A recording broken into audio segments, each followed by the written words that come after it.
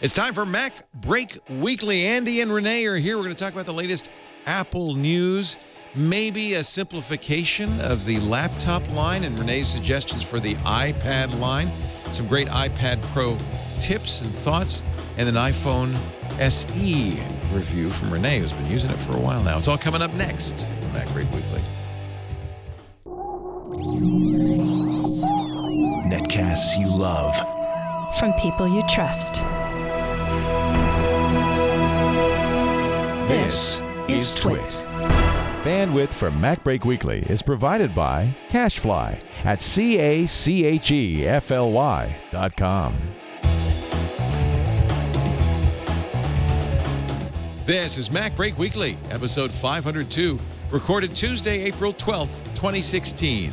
Turtle Wax and Bondo. MacBreak Weekly is brought to you by Audible.com. To download a free audiobook of your choice, go to audible.com/MacBreak. And by Squarespace. Squarespace is the simplest way to create a beautiful website. Plus, with a Squarespace developer platform, you can customize the code behind any design. Enter the offer code MacBreak and you'll get 10% off. And by Gazelle, the online marketplace for buying and selling used gadgets. Shop from a variety of certified pre-owned electronics or trade one in for cash. Give new life to a used device at gazelle.com today. It's time for MacBreak Weekly, the show where we cover the latest Apple news.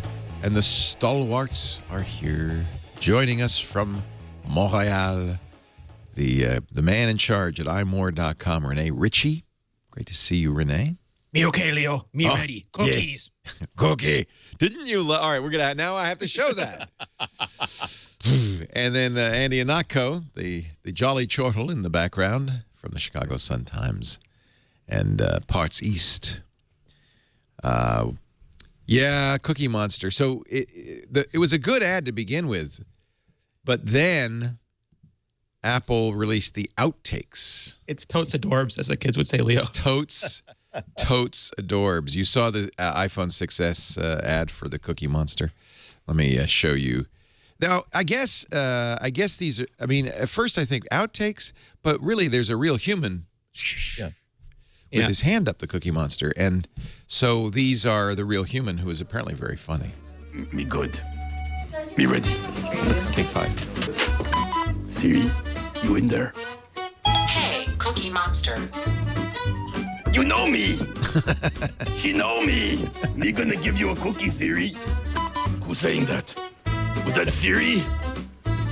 Is it ready yet? How about now? How about now? How about now? How about now? How about now? How about now?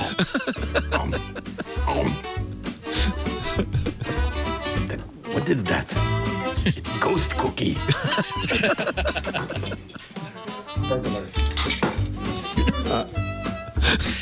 I guess when you watch. You should see the one with the... Siri, is this annoying? Oh. What happened? What happened? We got hit with slate. Oh. Me okay. Me okay. Me trooper. Cookies ready. Cookies ready. Oh boy, oh boy, oh boy. Cookies ready. This is when you're really getting into the character. Hey Siri, good night. Good night.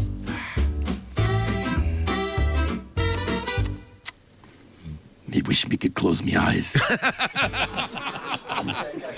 Oh man, that's on YouTube. That was not for broadcast. That's an artist at work right there. I know. John Oliver did like some stuff for Sesame Street, and the outtakes between Cookie Monster and John Oliver are like even 3 times as funny. I don't know who operates the puppet now, but it's just. You know, I would watch an hour-long stand-up special on Netflix with just Cookie Monster.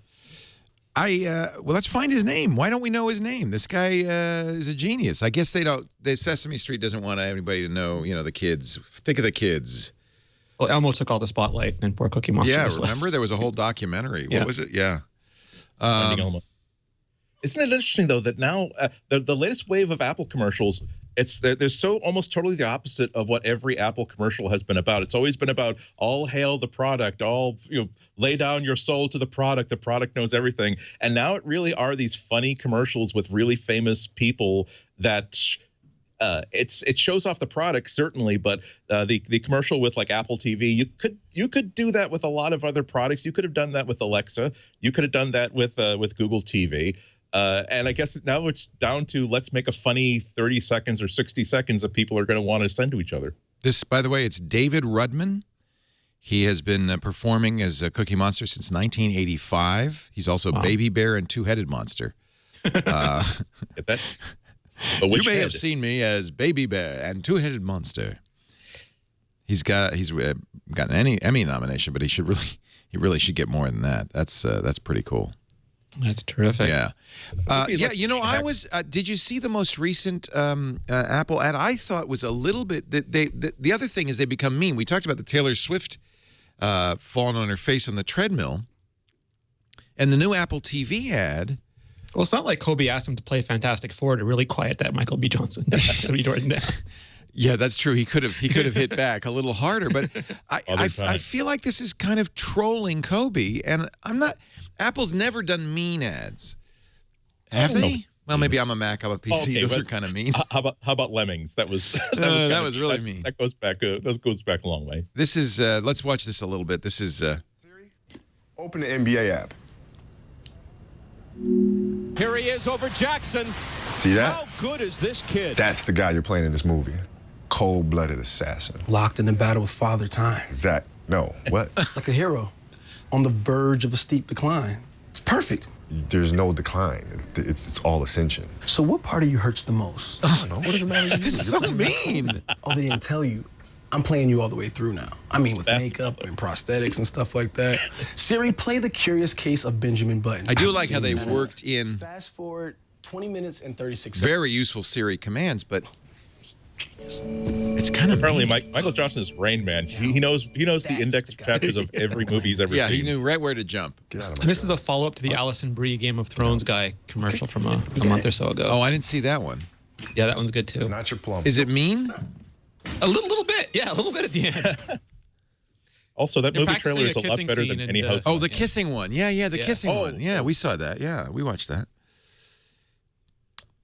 New agency, I would guess.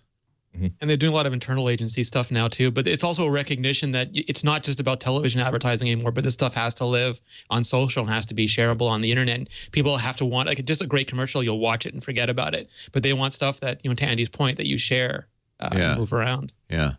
He just can't figure out, the Kingslayer can't figure out how to kiss. Is that 25 degrees? Well, he's busy slaying kings, Leo. He doesn't spend so much time in the day. No, it's open a little bit. Is there tongue? Is there a little bit of tongue? I think it's the same set, by the way. Yeah. Hi, guys. Need you on set for the kiss. Great. We'll be out in 5. Thank you. Siri, find Game of Thrones. No. Do you mind open Apple Music? What are you doing? Play Jeremiah. It's not too mean. The stars are self-effacing, which is pretty interesting. Yeah. I mean, that's the idea, right? Is self-deprecating humor is good. They're good sports. Good sports. Yeah, but I mean, Taylor Swift had taken a faceplant. That almost felt like Apple getting her back. But no, faceplant, but then like continuing to sing and shaking it off. Yeah, I guess. The Cookie Monster ad is somebody saying Chiat Day. Really interesting. The return. Of course, Chiat Day did the original Mac ad. I forget who shared it, but someone said that the views on that were just astronomical compared to the total views previous commercials. Yeah. Like some of these new ones are just doing astronomically better than the previous commercials. Well, that's true. On social, on YouTube. Yeah, there'll be some virality to meanness. Yeah, totally. No, the Cookie Monster's not mean. It's funny. It's just funny. Yeah. But it's kind of scary that this really is like how all entertainment is moving. Yeah. I'm reading things in like the Hollywood like trade blogs about how they don't really care now. The late night wars is not so much about viewership. It's not even so much about demographics. It's about can you create viral content that gets tens of millions of YouTube views? and the idea that one of the reasons why the Tonight Show does so well is not so much because of the live views or even the DVR views, but the fact that he routinely creates content that's going to get 10, 15, even 20 million views on YouTube over the next 3 or 4 weeks. It does make you wonder, though, how valuable a YouTube view is. I'll watch Wheel of Impressions over and over again, but people will pay for that stuff. We know people in the YouTube industry who get paid hundreds of thousands of dollars just to do product spots. I think the real strength, though, is not the YouTube views, but the fact that you can embed that on many different, like on Twitter and Facebook, and get a lot of awareness generated that way. That money can't buy that kind of advertising. Well, not just that, but you also get a really fine-grained report on who has seen it and who's been reached by that. Whereas even like a streaming views, you don't know who was in the room. You don't necessarily get breakdowns by time of day. Netflix, for instance, is so granular. They know they're not only getting the ratings isn't quite so important to Netflix. It's not like something because they buy and air a whole 12 episode season at once, but they know the exact moment that people are changing to something else. And so you kind of got to wonder what happens 5 years from now when even Kevin Spacey gets. We find out that every time there's a wide shot of a desk, people tend to stop and go to something else. So we want fewer desks. We want approval on all of the sets to make sure there aren't so many desks. Can we have a futon in the Oval Office next season? We are just coming off of the Facebook F8 keynote. I don't know if you guys watched that. I mean, this is, I know, ostensibly an Apple show, but if you're using Facebook, you may well be using it on an Apple platform. I have to say the thing I was waiting to hear about and was most interested in was the bots, although I love, and a lot of kudos to Harry McCracken, is just killing it lately on Fast Company. He's written a long read about some of the things announced at F8. Of course, he knew about it ahead of time. And then had the chutzpah to put what looks like a waxworks figure of Mark Zuckerberg as the picture. Is that really Mark, or is that his Madame Tussauds Mark? I don't... No, he's projecting through an Oculus into his Iron Man suit right now. That is in the great tradition of creepy cover photos. There is something weird there. I think he switched to a new foundation. I don't think it's worked out. He looks like Data. Like Data. Yeah. Jinx, you owe me a Coke. That is creepy weird. His emotion chip's about to engage. Yeah. He blinks about as often as real life, too. So what did you guys think about the bots? Now, this is an area where Apple fell behind, and I think Apple is gonna maybe regret it. Messages, which was the first, I think, SMS app to allow data messaging, and very good because of that, right? You could use it on the desktop. You could use it instead of using the carrier's expensive SMS all over the world. People use it, but it's Apple only, and they really don't have an open API by any means. I mean, nobody else can really use it. It's like the early days of BlackBerry, where they believe it creates platform stickiness, so they're loath to expand beyond it. Is that going to hurt them? I mean, like, it hurt BlackBerry. Like, if you can do it really well, if you can maintain a proprietary system for as long as it adds value, and then do that switch as soon as you need to, then you get best of both worlds. But what usually happens is the company goes too early, and then they lose the underlying business. But maybe they can create a new software business, or like BlackBerry, they go way too late, and an app like WhatsApp is eating their lunch. So it's a very hard timing thing to nail. Well, look at, for instance, FaceTime. I don't need FaceTime. I've got video calling built into the Facebook app. Their Facebook app does everything. Yep. Plus Google Messenger that does all that sort of stuff and is multi-platform. I think Apple's going to have to rethink this idea of creating great apps that work and services that work great on all Apple devices, because it's certainly easier to use iChat and I'm an old guy, so I will continue to say iChat and iMessage. Well, because because messages. What is that? Stop calling things message and stop calling things pages. It's but you know photos. What I mean. Stop calling things photos. Apple does a lot of things that make things super, super easy to use for the first 3 or 4 weeks, but then becomes a problem after a year when you want things to when you're over the initial hump and you need to make things work a little bit better. I'm kind of now starting to transition away from Apple messaging because it's my phone is a big part of how I message. I have realized that I can get by without it just by simply making sure that when I interact with my friends, I use Messenger instead of the Apple product. They're perfectly happy to use pretty much everything else that's completely interoperable. I think Apple's going to have almost a vice president or a czar of interoperability if they want to keep on going. Because stuff like this, when you can't get Siri on other platforms, and when it's really difficult to integrate Siri with third-party services and apps, and you're trying to compete with a company like Google that does Google Now the way that they had to launch it, but now pretty much any app can now inject stuff onto Google Now and have access to interoperability.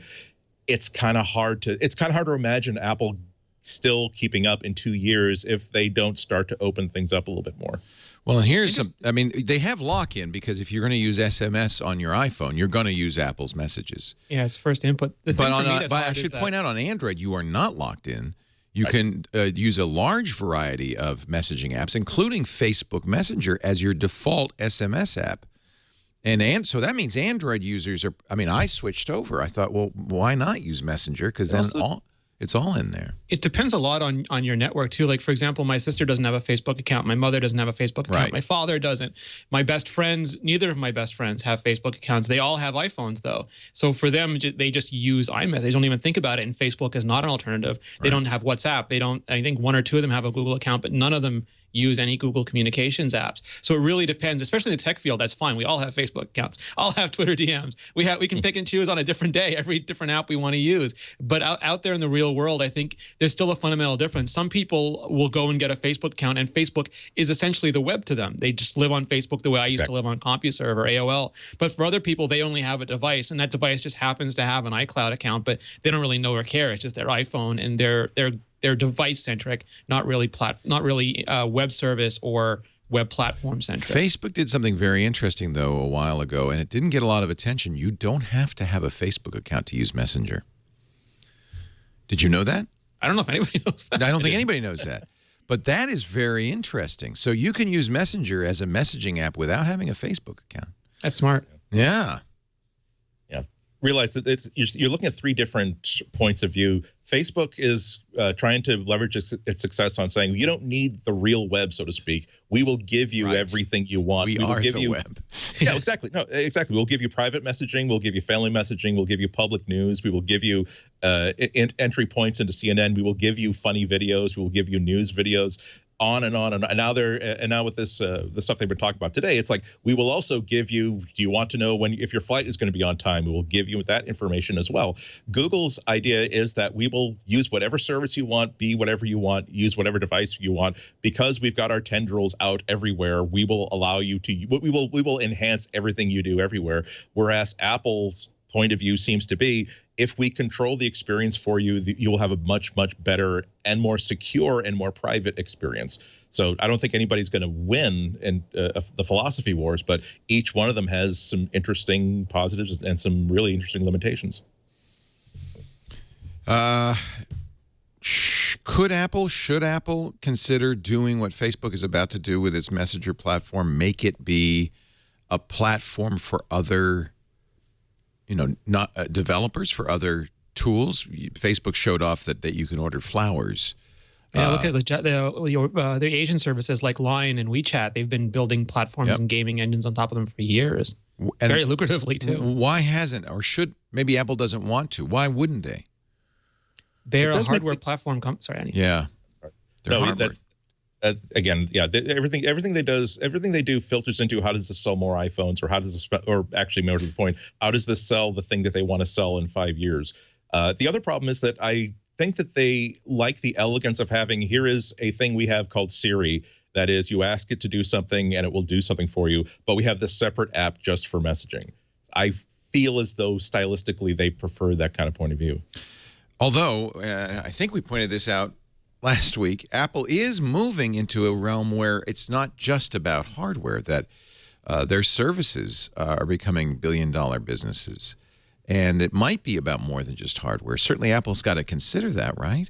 It's revenue. Their number they were looking at is revenue per customer, which is rising because people are now subscribing to things like Apple Music and doing the program thing. But it's a very careful balance. You don't want to throw out that huge business. You want to carefully transition through that. But you don't want a strategy tax either. You don't want it to say, oh, we're a hardware company, so we can't do these other things, because that's going to hurt you too, right?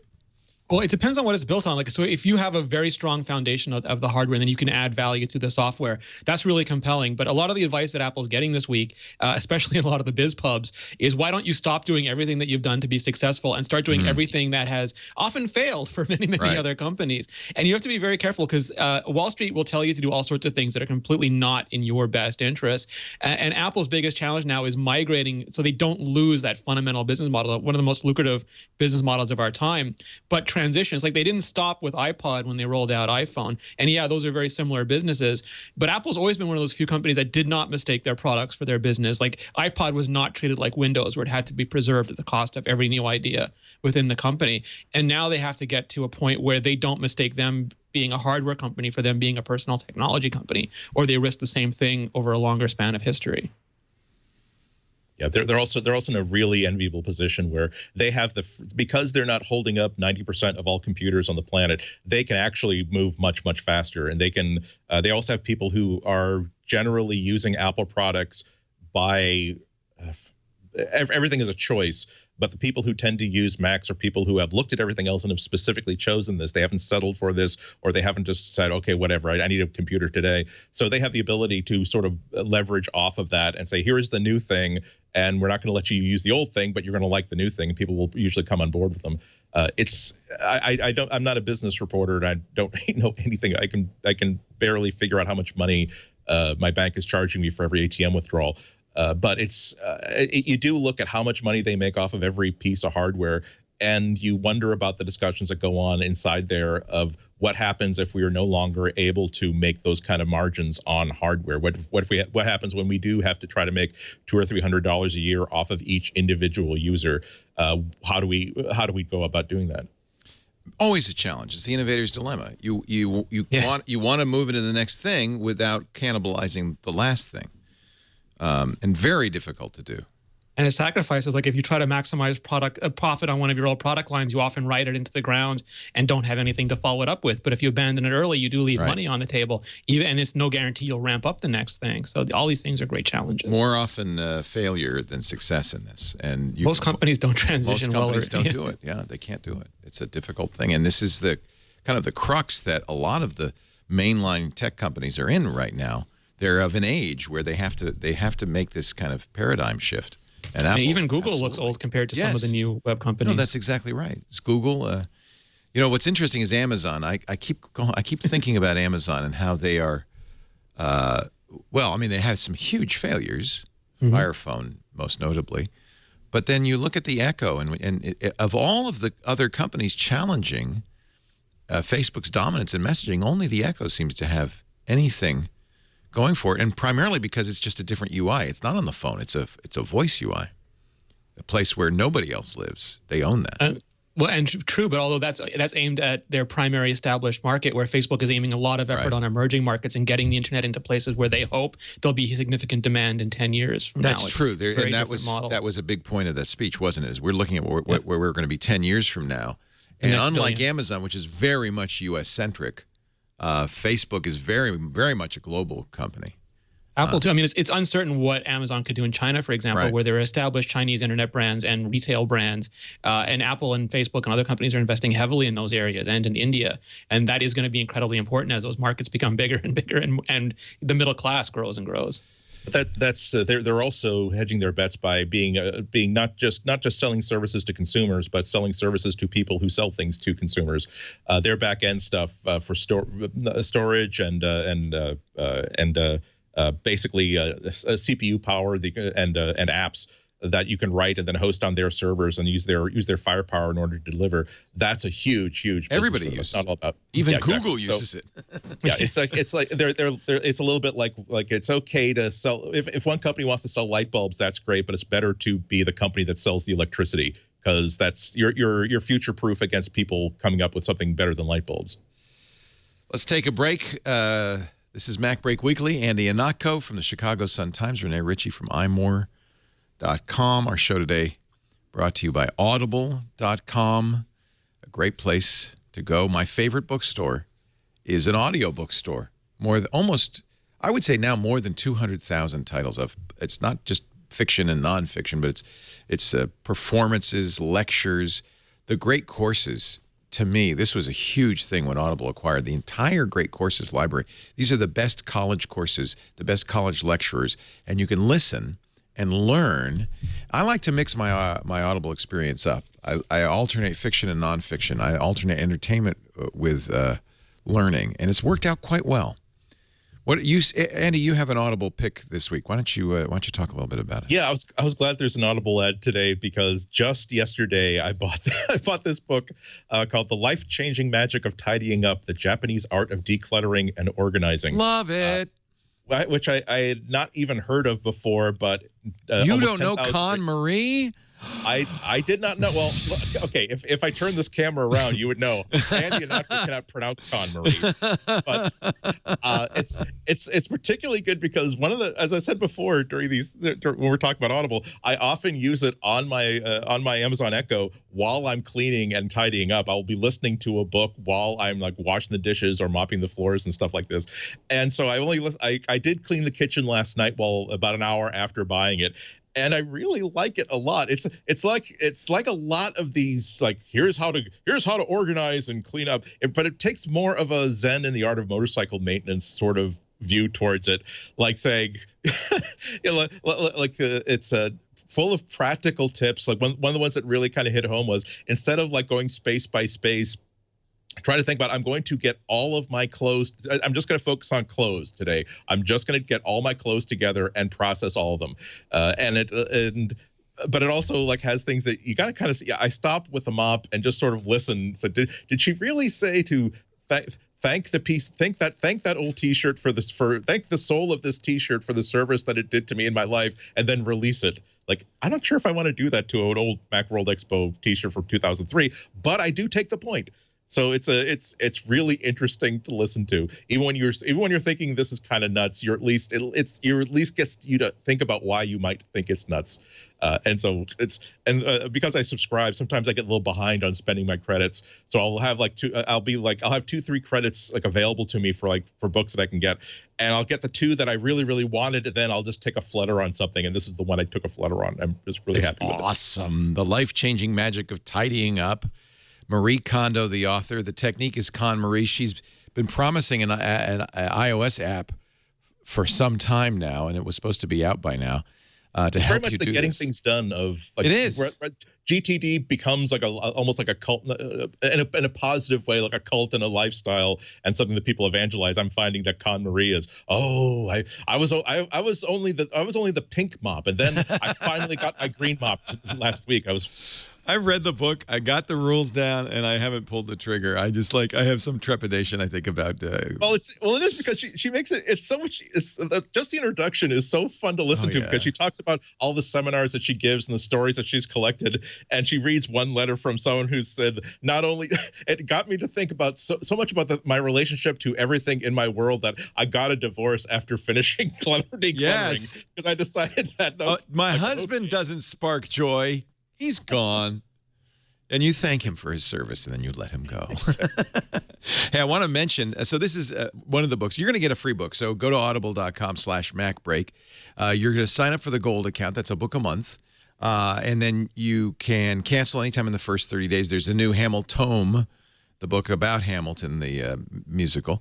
So pick a book. You'll get to keep it even if you cancel in the first 30 days, but you pay nothing. But you're not going to want to cancel. And I want to encourage you, if you're an Audible listener, to download the Audible app because they have now added channels. This is something new for Audible. And I want to get on some of these channels. They have some of our content on Audible, but I would like to see more. If you open the app, you'll see channels, check out channels, and it's a ton of additional content that's absolutely free. It's just part of the app. So even if you only get one book, there is a lot of stuff you can listen to. And it's not just books, although there are books in here. There are podcasts, there are lectures, there's news from the New York Times. This is just a category called Stories Worth Sharing. You can You could just start listening. There's comedy on here. There's science. They've done, I think, a really interesting thing here by adding these new channels. They say it's in beta, but you can add it if you have the Audible app on iOS or Android, and suddenly there's a lot more in store for you. Audible, and that's free, by the way. Audible.com. There's some of my books you can see. Excerpts from the Encyclopedia Britannica. That's fascinating. A lot of these books, Andy, you might notice, are your recommendations. Almost all of them. There it is, Marie Kondo.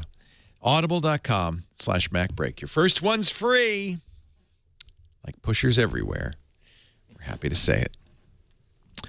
Let's talk a little bit about Text Expander. Wasn't a Text Expander your pick, Rene, last week? I think it was. Well, it wasn't a pick. It was a discussion of the pricing change. So they announced that they were no longer going to just allow you to buy Text Expander outright, that they were going to charge a monthly fee. And there was quite a lot of pushback from people. A lot of users said, is it worth it? So they have modified a little bit their stance on this. If you go to smilesoftware.com/textexpander, you can see Greg Scown's blog post from April 12th. They're now going to apply a lifetime discount of 50% off they call it life hacker pricing. If you were a previous customer, which includes me, that's about $20 a year U.S. They were offering it only for the first year. That was a mistake. We value our long-term customers. It's important for us to demonstrate in our actions. Thanks for bearing with us as we sorted this out. So it's still a subscription, but if you are an existing customer, it won't be as much. I have to think this is not merely because of conversation, but I have to think there may also have been a lack of adoption. Not a lot of buy-in, especially for people who weren't enterprise or other high power, not high power, but people who really valued it for business uses and could justify the cost and the syncing and the team functionality. This is only a week after announcing it. They've pulled back a little bit. It's the same thing. I mean, again, we all used to pay a lot of money for software, but back then there wasn't a lot of software and we didn't buy a lot of software. I mean, relatively speaking, if you have a $50, $100, $200, $300 app, maybe you get 1 or 2 or 3 or 4, 5 or 6 of those, but you don't get 60, you don't get 600 of them. And we live in an age where most people now do get 60 or 600 apps or more every year. And it changes incredibly the value proposition of software for everybody. Plus, you have this really pricing on leasing a piece of software is intangible, and I think that people can easily be affected by. They can't compare it to stuff they used to buy as a kid. You have to compare it to what they're buying right now, and $5 a month was kind of tough.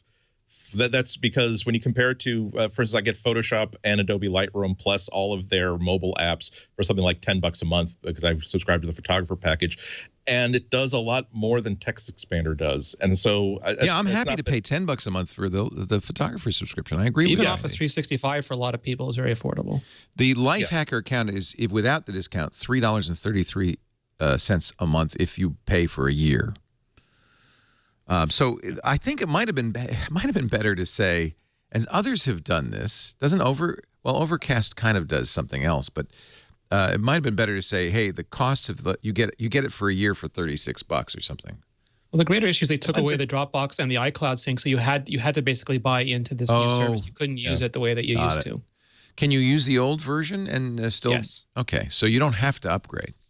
No, but I mean, like, how long can they really legitimately sustain the older versions of those products too? Like, at some point, like this will be the new normal for them, unless they change it again. I don't blame them for trying, and the market will let them know if that's something they're willing to do. You don't know what the value is of your product until you try it. Yeah, and I think that this might be an indication. I've as a consumer, I personally have always responded well to where we have a single-digit update to the app that adds significant features, and we're not making it a free upgrade from the last one. We're going to charge you $15. The new version of this Twitter client is now going to cost $15. The last one you bought was a year and a half ago. I'm okay with spending that because, again, I tend to translate that into other things that I tend to buy. And I will spend $15 on a movie. I'll spend $15 on an album that I really, really like. And particularly if I'm grateful to a piece of software for making my life easier, I'm kind of happy to pay it. It's just, oddly enough, at the end of the month, when I'm looking through my credit card statement every single month, I'm looking at all the things I'm paying by the month for all these different services. It's the reason why I subscribe to the digital New York Times, but I don't subscribe to the digital Wall Street Journal. Even though the Wall Street Journal is excellent, I just feel as though I can't buy two. It really does face me that I'm spending $10 a month extra for something that kind of duplicates this other thing that I have. So yeah, it's like cable unbundling. Everybody wants to be able to pick their own channel, but then suddenly HBO is $10, and Showcase is $10, and it adds up to a lot of money. And like, I'm only getting 3 channels for the amount I used to get 50 channels for. In my article I wrote a few weeks ago, I was likening it to the market for wooden toys, where there's still a thriving market, but for very few people at a very specific price point. And I think apps are going to be like that. We're in the era of pop apps, and if you want to have an app that's higher priced, it's going to be an incredible niche area. And not everyone, just because you make a great app, is not going to be enough anymore. There's got to be a lot of other factors into it. Well, the market votes. Yeah. And, that's business. That's why I give away what we do. That's exactly what it's worth. It's free. Let's talk about, I don't even know where to start. The FBI. By the way, okay. A couple of interesting data points here. The FBI, of course, the whole thing about suing Apple and getting them to unpack the iPhone. The FBI has also admitted that an unknown hacker group has had access to their servers now for a decade. For shrug long. For, we don't know, quite a while. That just is an interesting data point because, of course, it's the FBI who's saying, just give us the keys to your encryption. We'll protect them. Give us the source code and we'll hack it for you. Wait a minute. There's somebody in your servers and they've been there for a long time and you don't know who and you haven't gotten rid of them?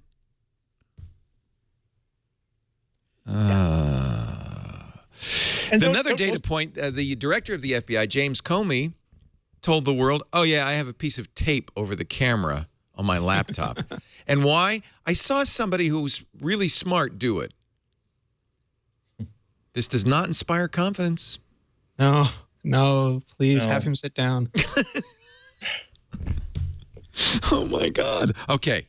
They have announced officially the hack that they used on the 5C does not work on 5S or later.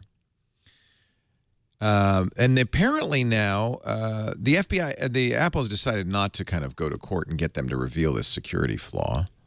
Maybe they don't have to now that they know it's kind of limited.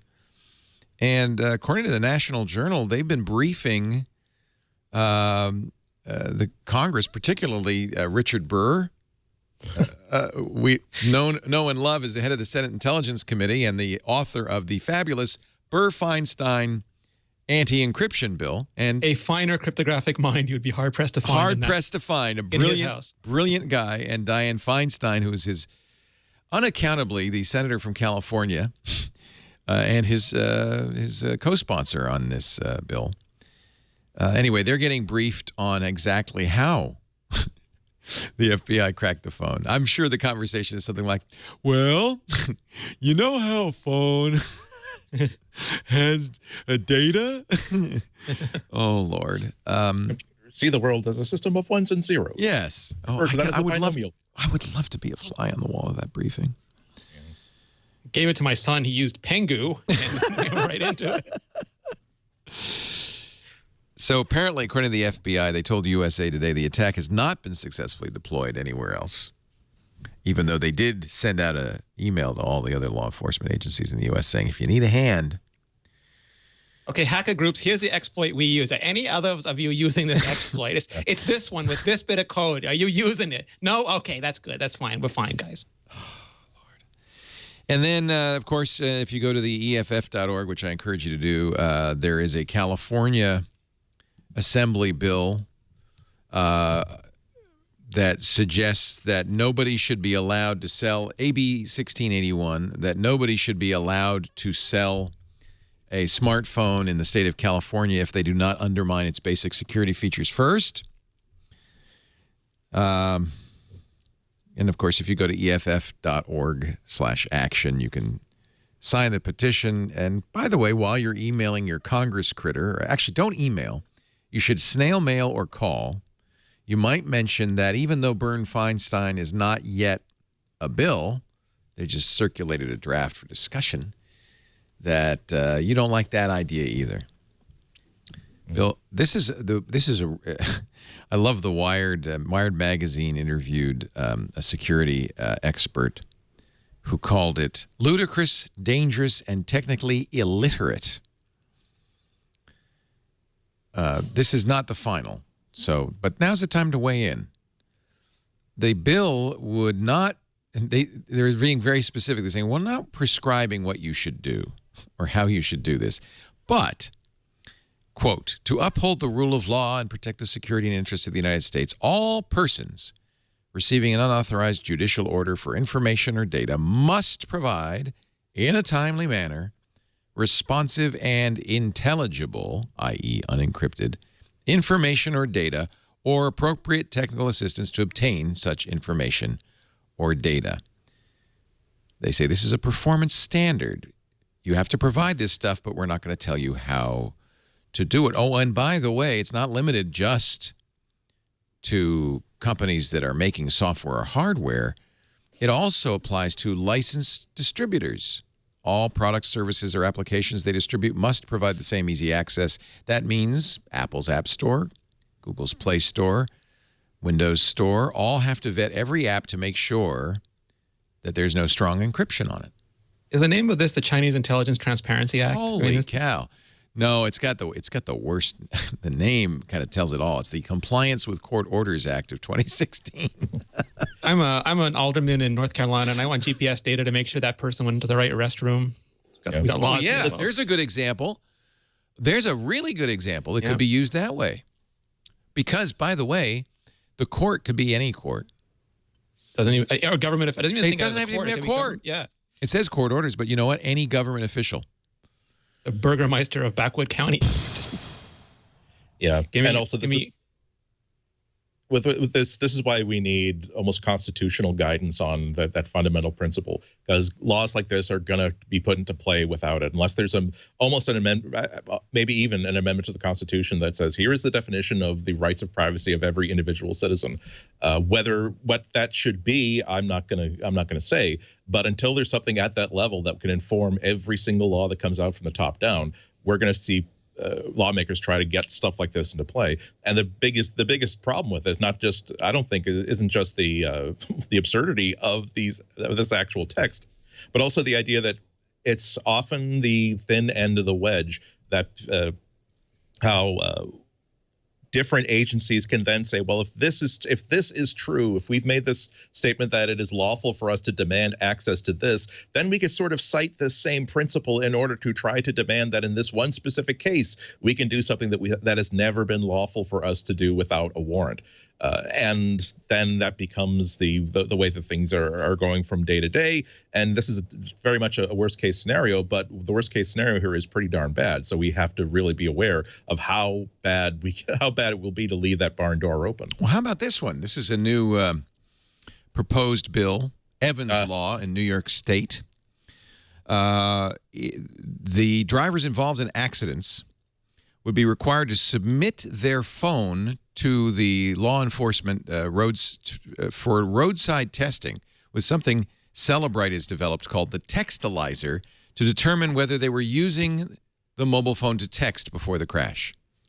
What if they were flipping stations on a music app? That's fine. They get away with it scot-free. That's why I really dislike these laws, because they come across and they say texting is bad, and absolutely it's bad, but there's no distracted driver law. It's an anti-texting law. You can eat a sandwich while reading a newspaper and driving 60 miles an hour on a highway. No technical law are you breaking, but if you text even while stopped at the side of the road, you can get a fine.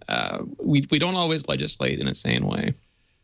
Yeah, so they also legislate the famous piece of largest piece of artwork, I think, in the world is the painting that went onto the Boston natural gas tanks on I-93 near when you were entering Boston. This beautiful, I can't remember, in 1919, they painted these tanks with this beautiful piece of artwork. Should they force that facility to be painted gray because that painting is also a distraction? But that's, I mean, we're laughing, but this is, first of all, this has been happening for a long time, where someone might you get pulled over for whatever reason, and a police officer says, "Can I look at your phone?" And someone will just, it's a police officer, so you hand over the phone. What you don't know is that the fact that you said, yes, you can look at my phone, look can mean I can take this into the car and plug something into the USB port that you don't know that I have, that will take all of your contacts and take all of your information because you said I can look at your phone. And then if you want to challenge that, you can challenge that in court later on, but you have essentially given this person permission to take a look inside your phone. But this, when he says that it is now illegal to not hand over your phone if you are asked, this is, again, the skinny end of the wedge. If later on, someone could make the statement that if we have proven that we have the right to take a look at your phone to look for evidence that you might have committed a crime during this traffic stop, we pulled you over for something illegal, like we don't feel as though that left taillight is actually dim, we feel as though that taillight is actually out. That's super dangerous. That's really like that's one step short of knocking from door to door and demanding access to people's homes because they smelled marijuana someplace nearby and they think that's evidence that you might have a grow facility going on. Happens all the time, by the way. Yeah. As somebody who lives in a former grow facility, this is the Boston Swash you were talking about. That's distracting. Yeah, and people say you have nothing to hide, you have nothing to worry about with these laws, but that is always the rallying cry of a totalitarian regime. We're always one step away from a dictatorship when you start invoking those words. EFF.org/action. If you don't weigh in on this stuff, you don't have a right to complain about it. Okay. By the way, where's my new MacBook? WWDC. Really? June? I think so. I mean, I hope so. I mean, people are all down on Intel now because they're going TikTok talk instead of TikTok, but I just want those chips to be good. Did you read Ben Lovejoy's opinion piece in 9 to 5 Mac? Not yet. Here's what I do to rationalize Apple's MacBook lineup. Remember Steve Jobs' famous quadrant, where he came in after John Scully had released 8,000 new SKUs and said, no, there's 4. There's home, there's office, there's portable, there's desktop.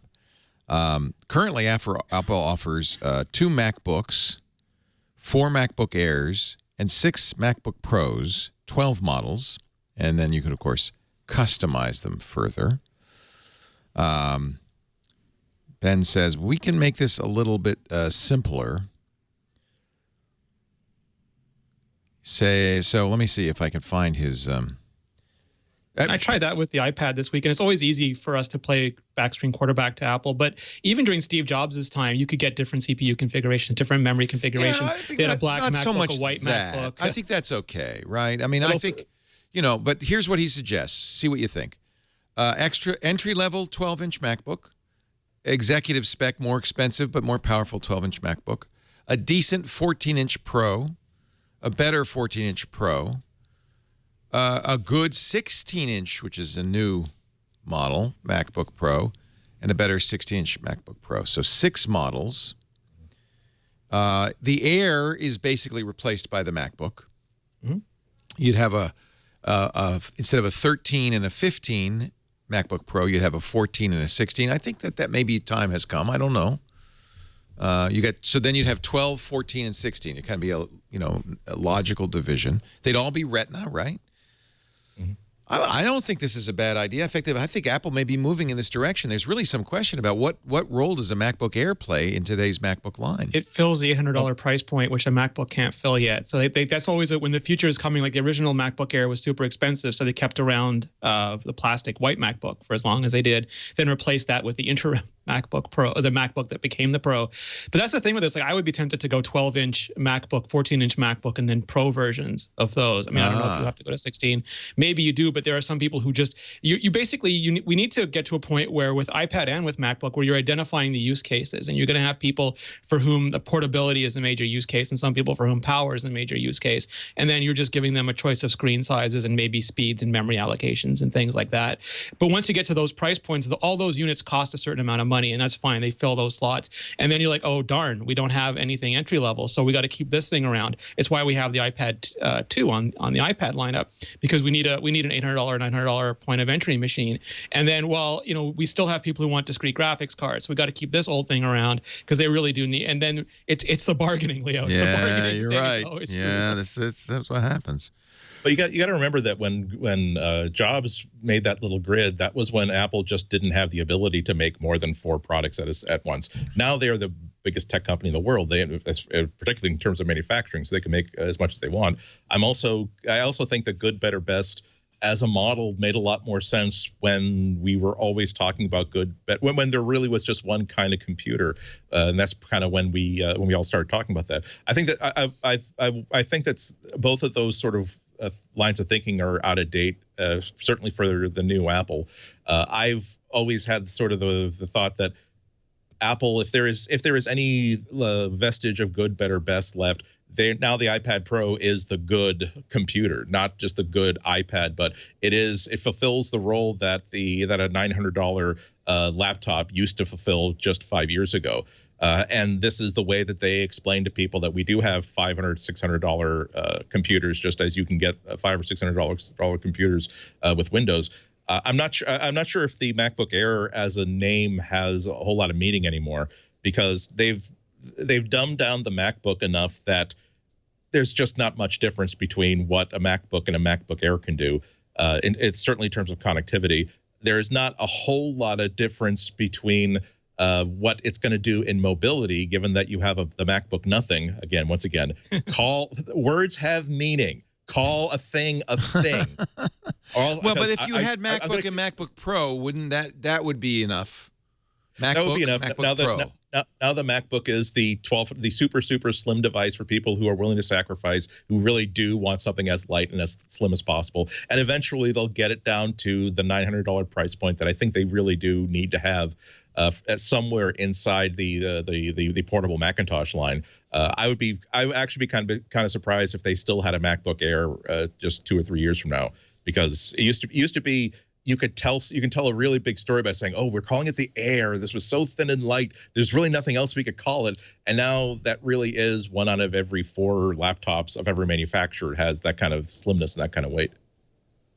The least expensive laptop from Apple is $899. It's an 11-inch Air, which is really dinky.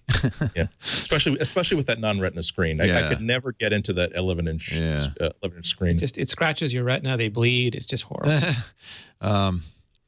By the way, he took a poll at the end of it, and with 3,510 votes, 80% say yeah, that's the way it should be.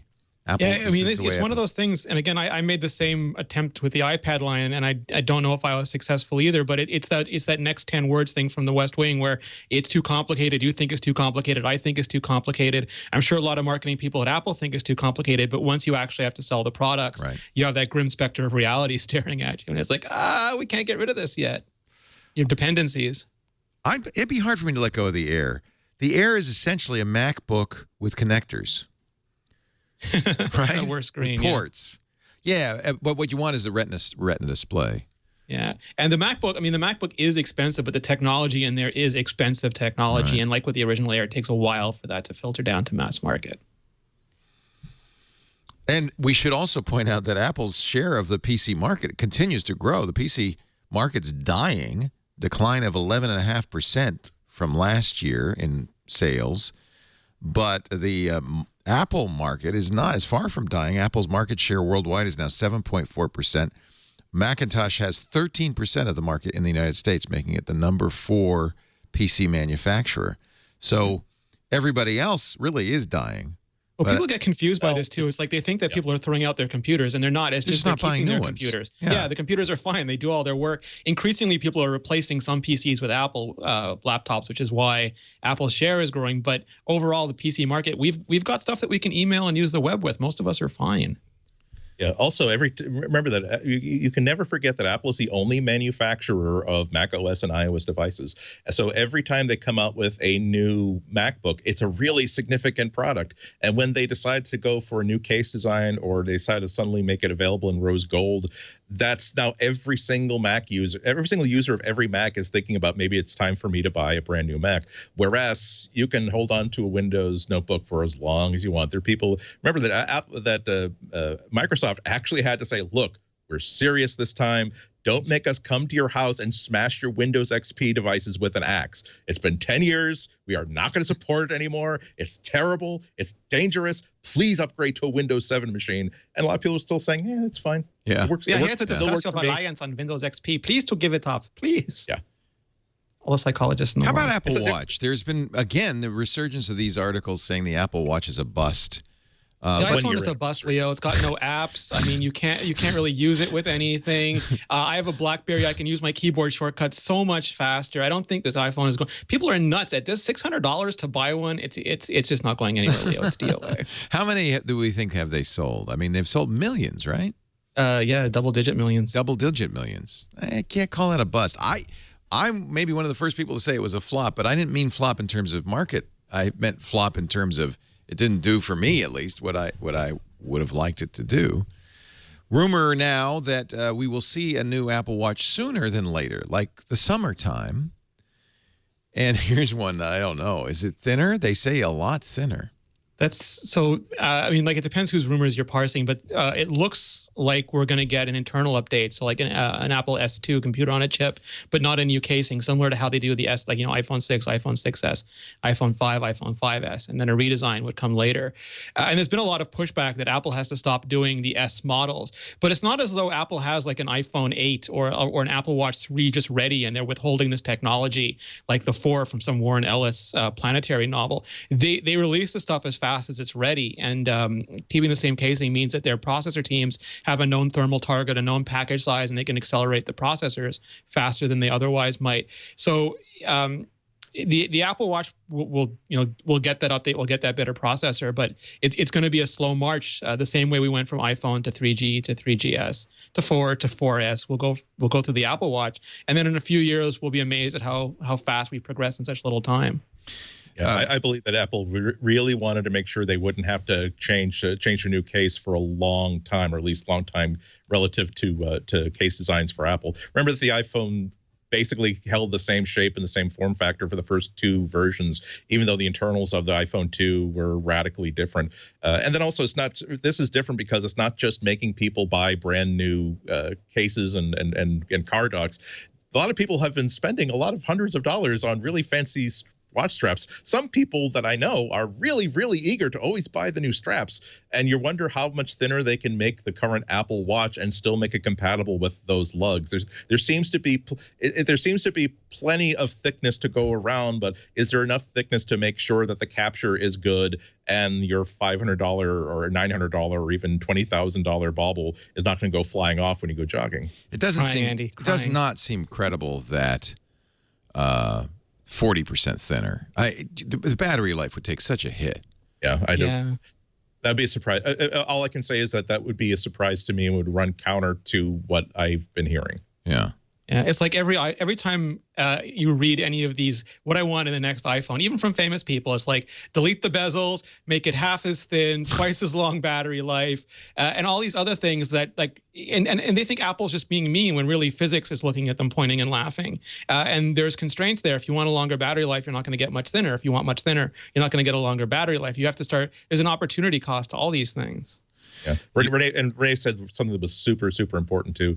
every time they make a change to the case, so many different departments have to sign off on that because it affects so many different organizations. If you understood that for one design of not necessarily the iPhone, but for one phone, they wanted to make what seemed like a simple cosmetic change to the case design, and then I was talking to some engineers about how that filtered up and down, and they decided that we were going to have to underclock the CPU by X% just to make sure it will still be within the tolerances that we have designed for this hardware slab.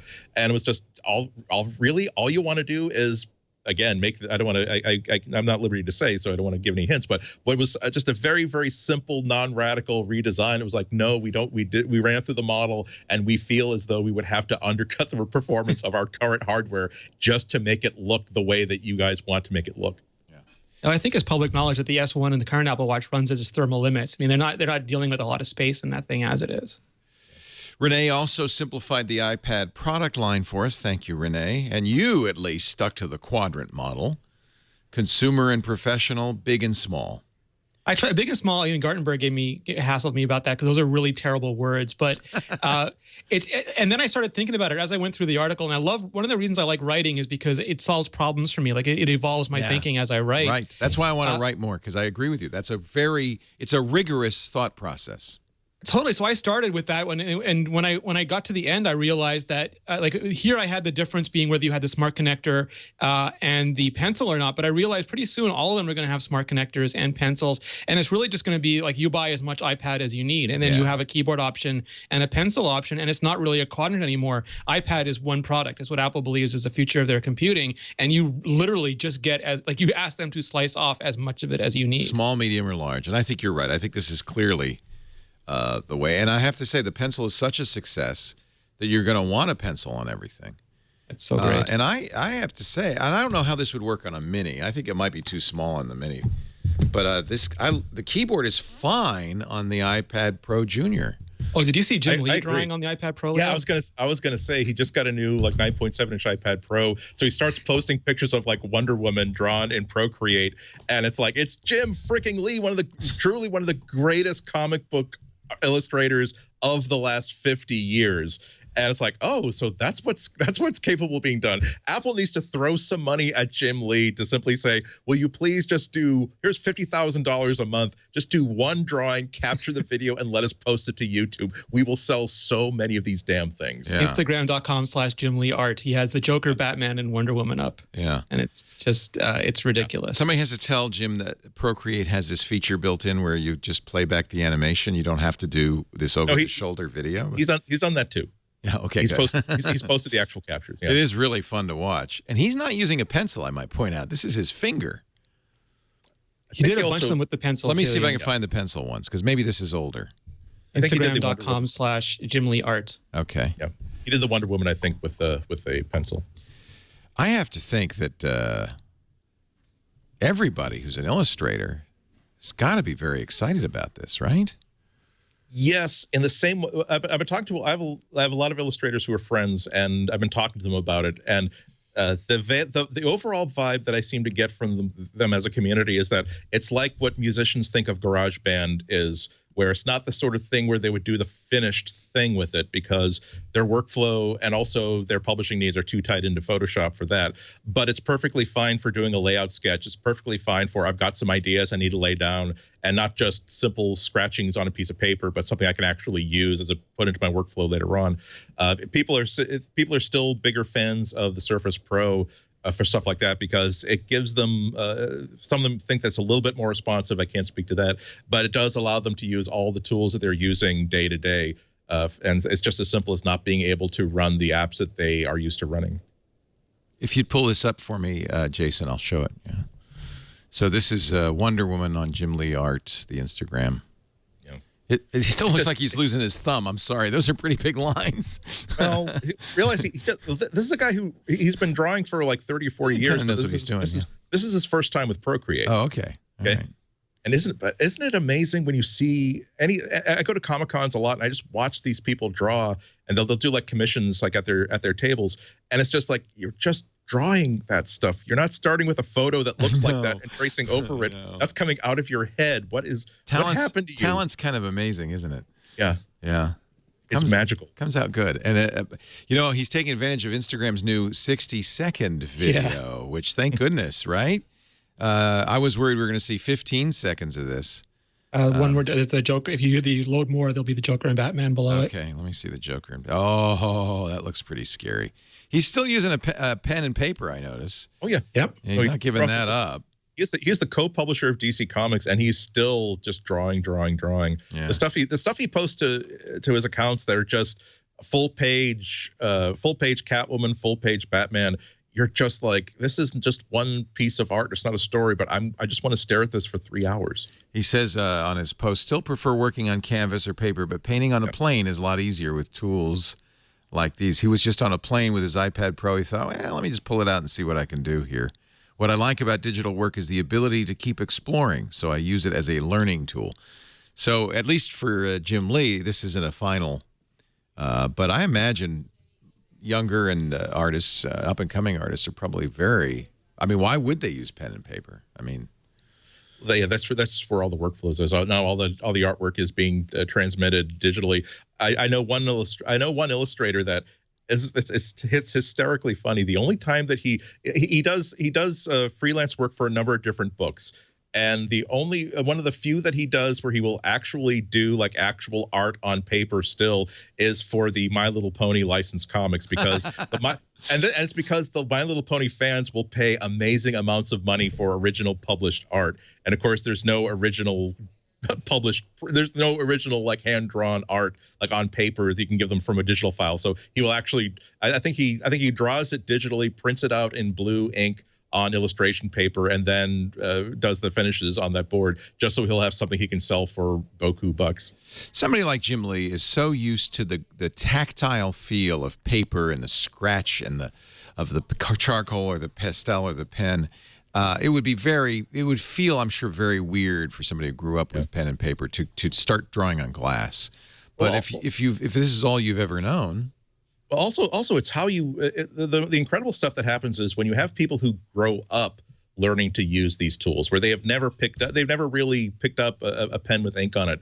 I've been doing life drawing classes or life drawing sessions with the iPad Pro, and it's been wonderful. Partly because I never really made any headway until I decided to forget about all the technique that I've been learning or trying to learn since I was in college, and just simply started what is unique about the iPad Pro and Procreate. And one of the difficulties is that the model will start off with like 5-minute poses, then 10-minute poses, and then by the end of the 3-hour session, he or she is doing like 30-minute poses. And it's so hard to like get the entire figure in if you're not talented or not experienced like I am. And so I realized that, wait a minute, I can draw on layers here. And so I developed this technique where I will just simply, layer one is I will draw a blob that represents every place in this screen that there should be something drawn.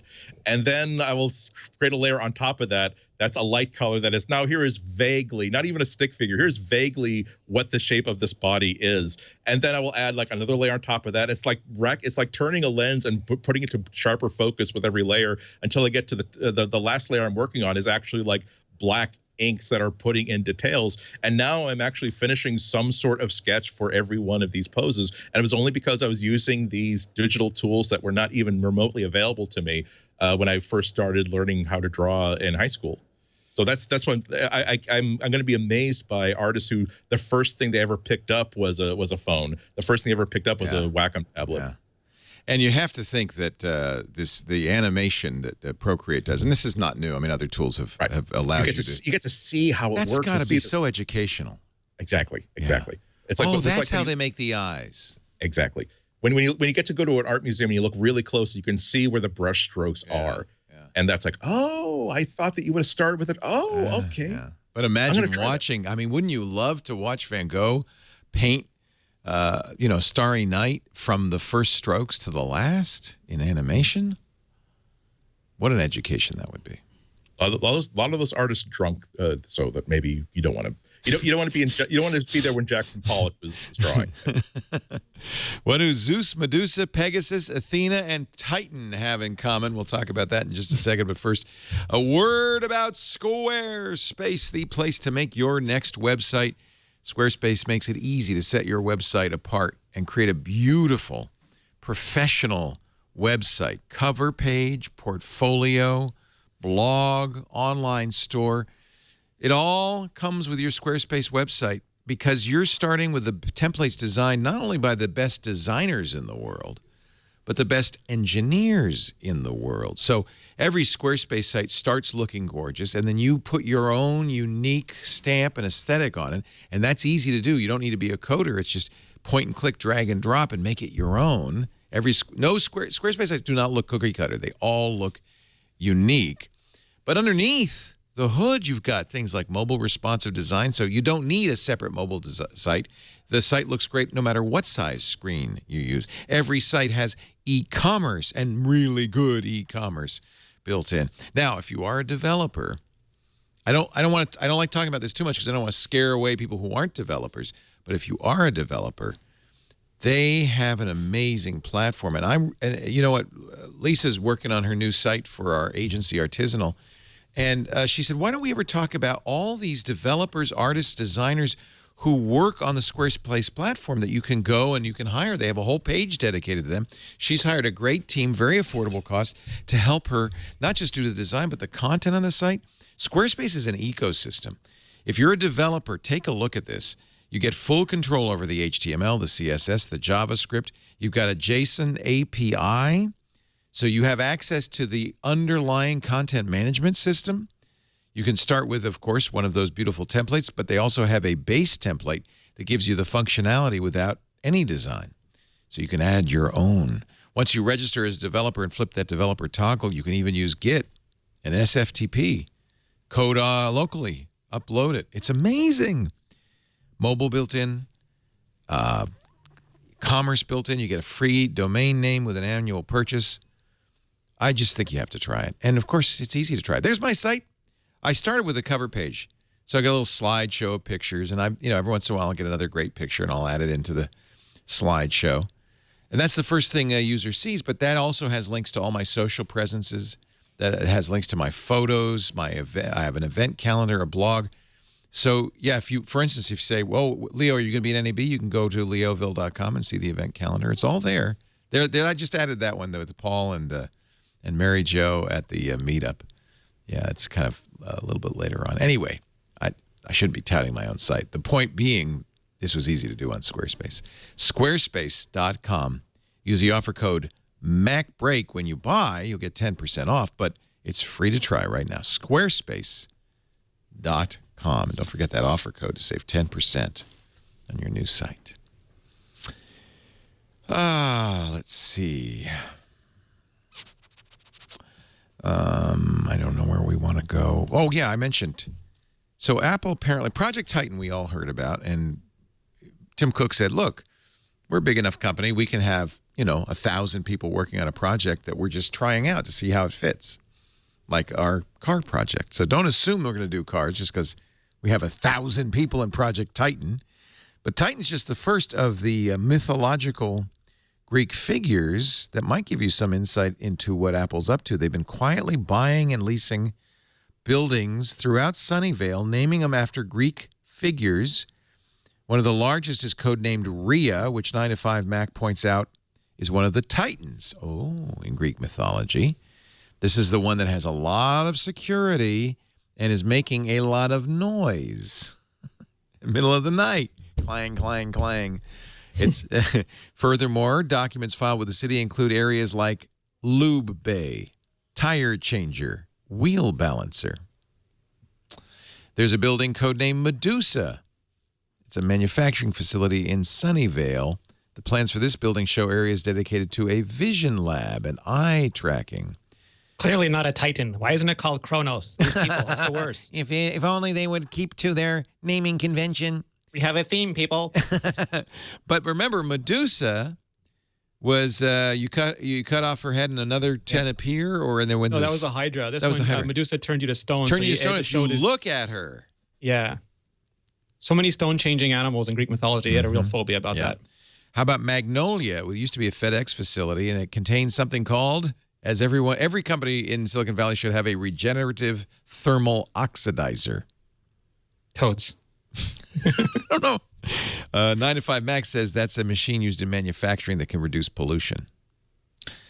Zeus is a former research lab in San Jose that will be used as a, quote, interim lab by Apple and house researchers. Security also a big deal at this building. It is surrounded by a fence that blocks not just people from climbing in, but people from even looking inside. It is, get ready for this, 290,000 square feet. I know, it's kind of unimaginable. Athena, which will undergo a lengthy facilities closure process. These are all, I gather 9 to 5 Mac is getting these all from the Sunnyvale planning department. Well, there was a link in the article to, I forget where, but there was a report in one of the local papers or local journals about it. Yeah. Apple's leased a former Pepsi plant for Project Titan. Did they want to make sugar water or did they want to make a car? Isn't that funny? There's a little irony in that. Of course, Steve Jobs lured PepsiCo marketing chief John Scully from Pepsi saying, you want to make sugar water or you want to change the world? Now they own the facility. That's good. That's called enterprise. This comes from the Silicon Valley Business Journal. And a little bit of enterprise research.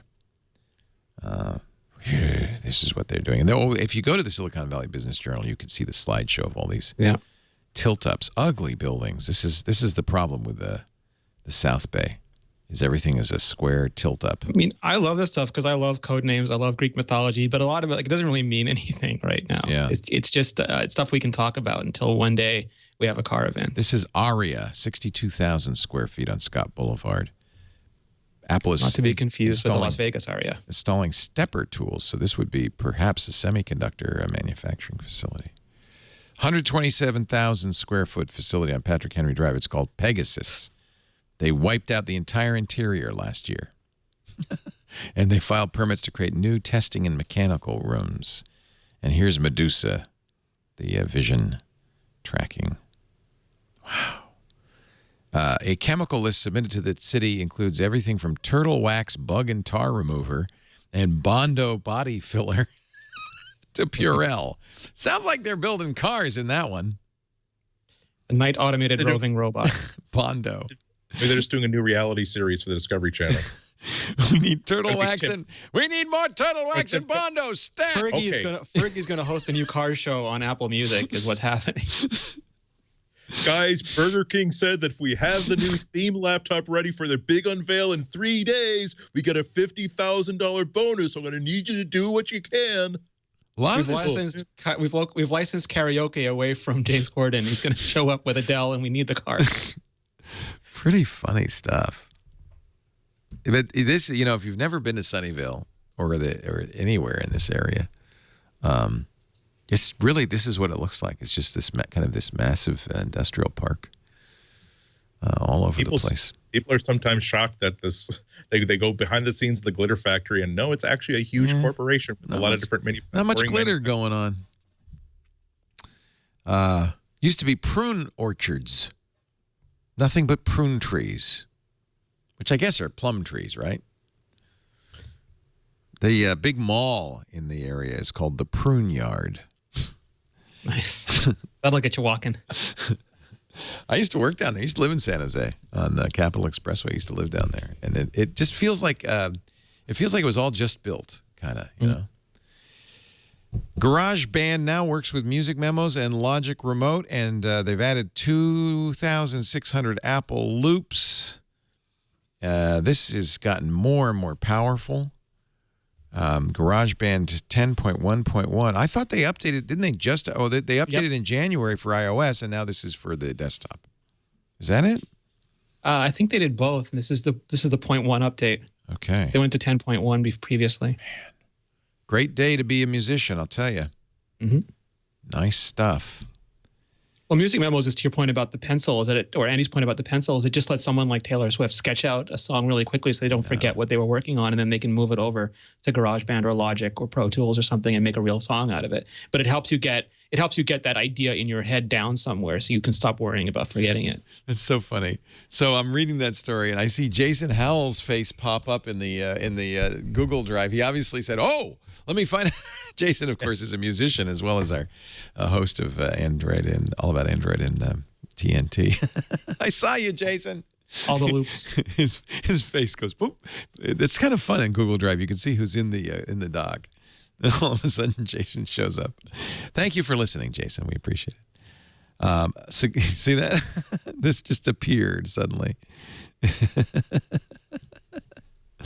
Apple's Mac lineups will see significant graphics upgrades. Well, I would expect so, according to Mac rumors. Intel's abandoning TikTok, so Apple will also abandon TikTok, right? Yep. That's just what comes with the action. It's one of the reasons we're all waiting with bated breath to see what the new MacBooks, the new Skylake stuff will do. Will there? Okay, let me ask about. As long as we're talking about this, what about Macintoshes, the desktop version? First of all, the Mac Pro. Yeah. I mean, more. Do you think they sell any of those?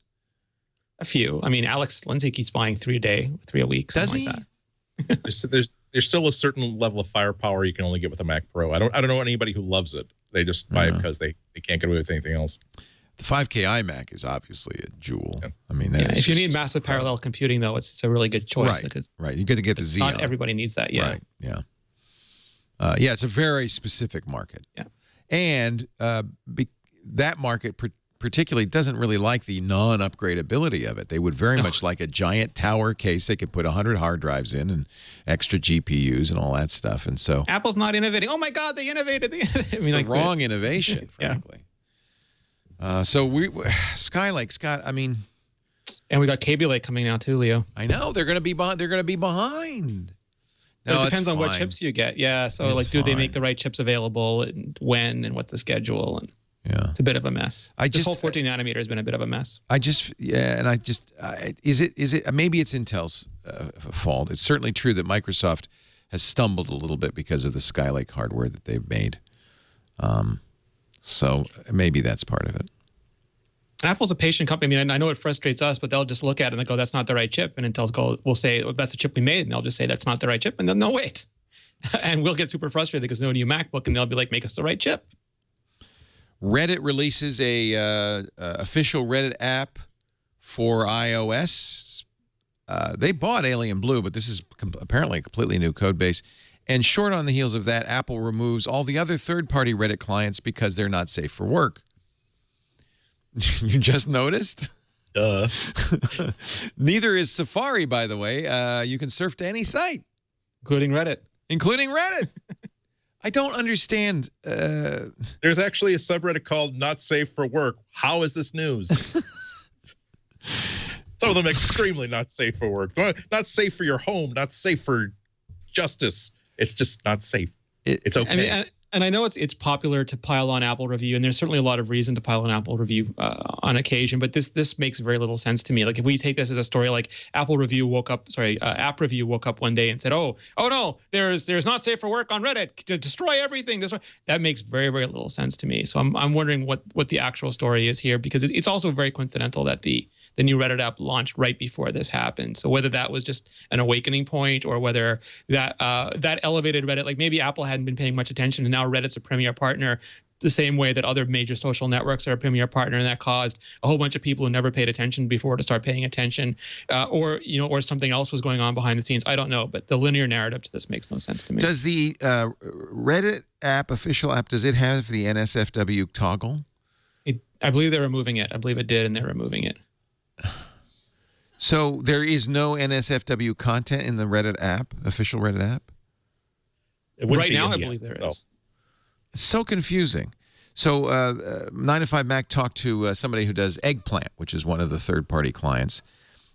He reached out to Apple, was told he needed to remove the NSFW toggle within his app, as well as all NSFW content. Now, his app, by default, had NSFW content, not, by the way, if you're puzzled, not safe for work, dirty stuff. He had his dirty. That's kind of an old-fashioned word. Smutty, even more old-fashioned.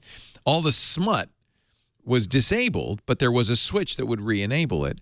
Apple says it's in their response, it's not appropriate to display pornographic content. They're such a nanny.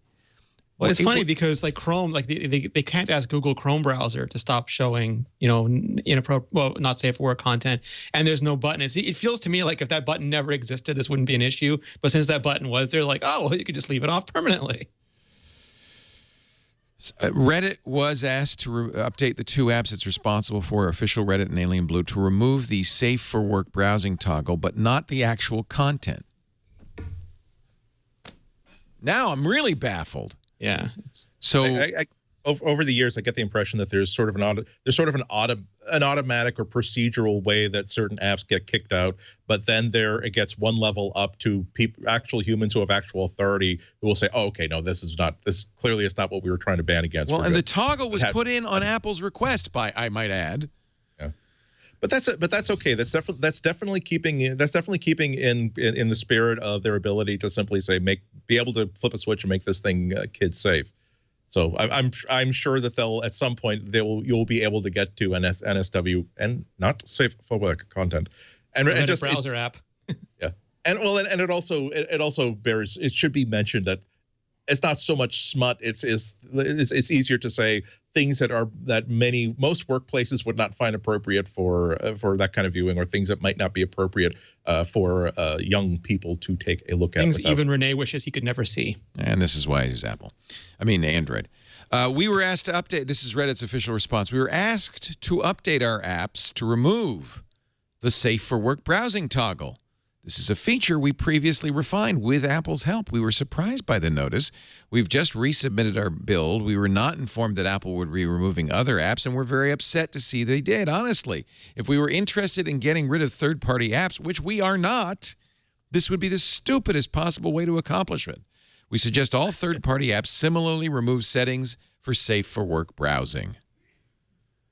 What is Apple accomplishing with this besides? Well, it's not Apple. It's a couple people in review, and these things they work for Apple and they have the power. No, totally. But this will probably get escalated to again. It makes zero sense to me. This to me, I don't know how anyone looking at this would say this makes sense. So I'm suspecting that this will be handled. Yeah. Oh, I'm sure it will. Apple always does, but this happens again and again. This kind of weirdness. Exactly. Yeah, you would think that they would figure out what the bottlenecks are in the system and improve the system, because it's not as though there's a shortage of reasons why a lot of developers are annoyed with Apple and the difficulty of dealing with Apple's approvals process. And so this is clearly a sticky part of the process that they really need to mop up. We just have an escalation, like, oh, we're going to change an app that is a major social network. Maybe we'll fly this up the flagpole first. What would be a good way? So I understand and I appreciate Apple's desire to offer a family-friendly platform. But the problem, of course, is you become a censor. And there's no way to do that without completely censoring the internet. So, in fact, Apple is not a family-friendly platform. It's just not. You can surf on a browser anywhere you want on any Apple device. So why do this? Just drop it.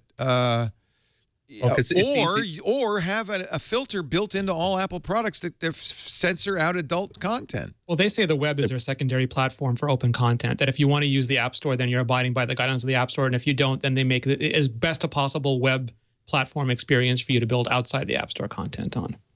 Also, the default position of all censorship has always been it's really super easy and super safe to say no.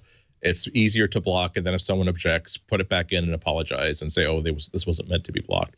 But Apple's not the only company that's had problems with this. Remember the problems that Facebook had, where people can't, people who are breast cancer communities can't share pictures. They can't. In some cases, they couldn't even speak about their own bodies without being censored by Facebook, because there's a bot that flags things as adult content and won't let things go.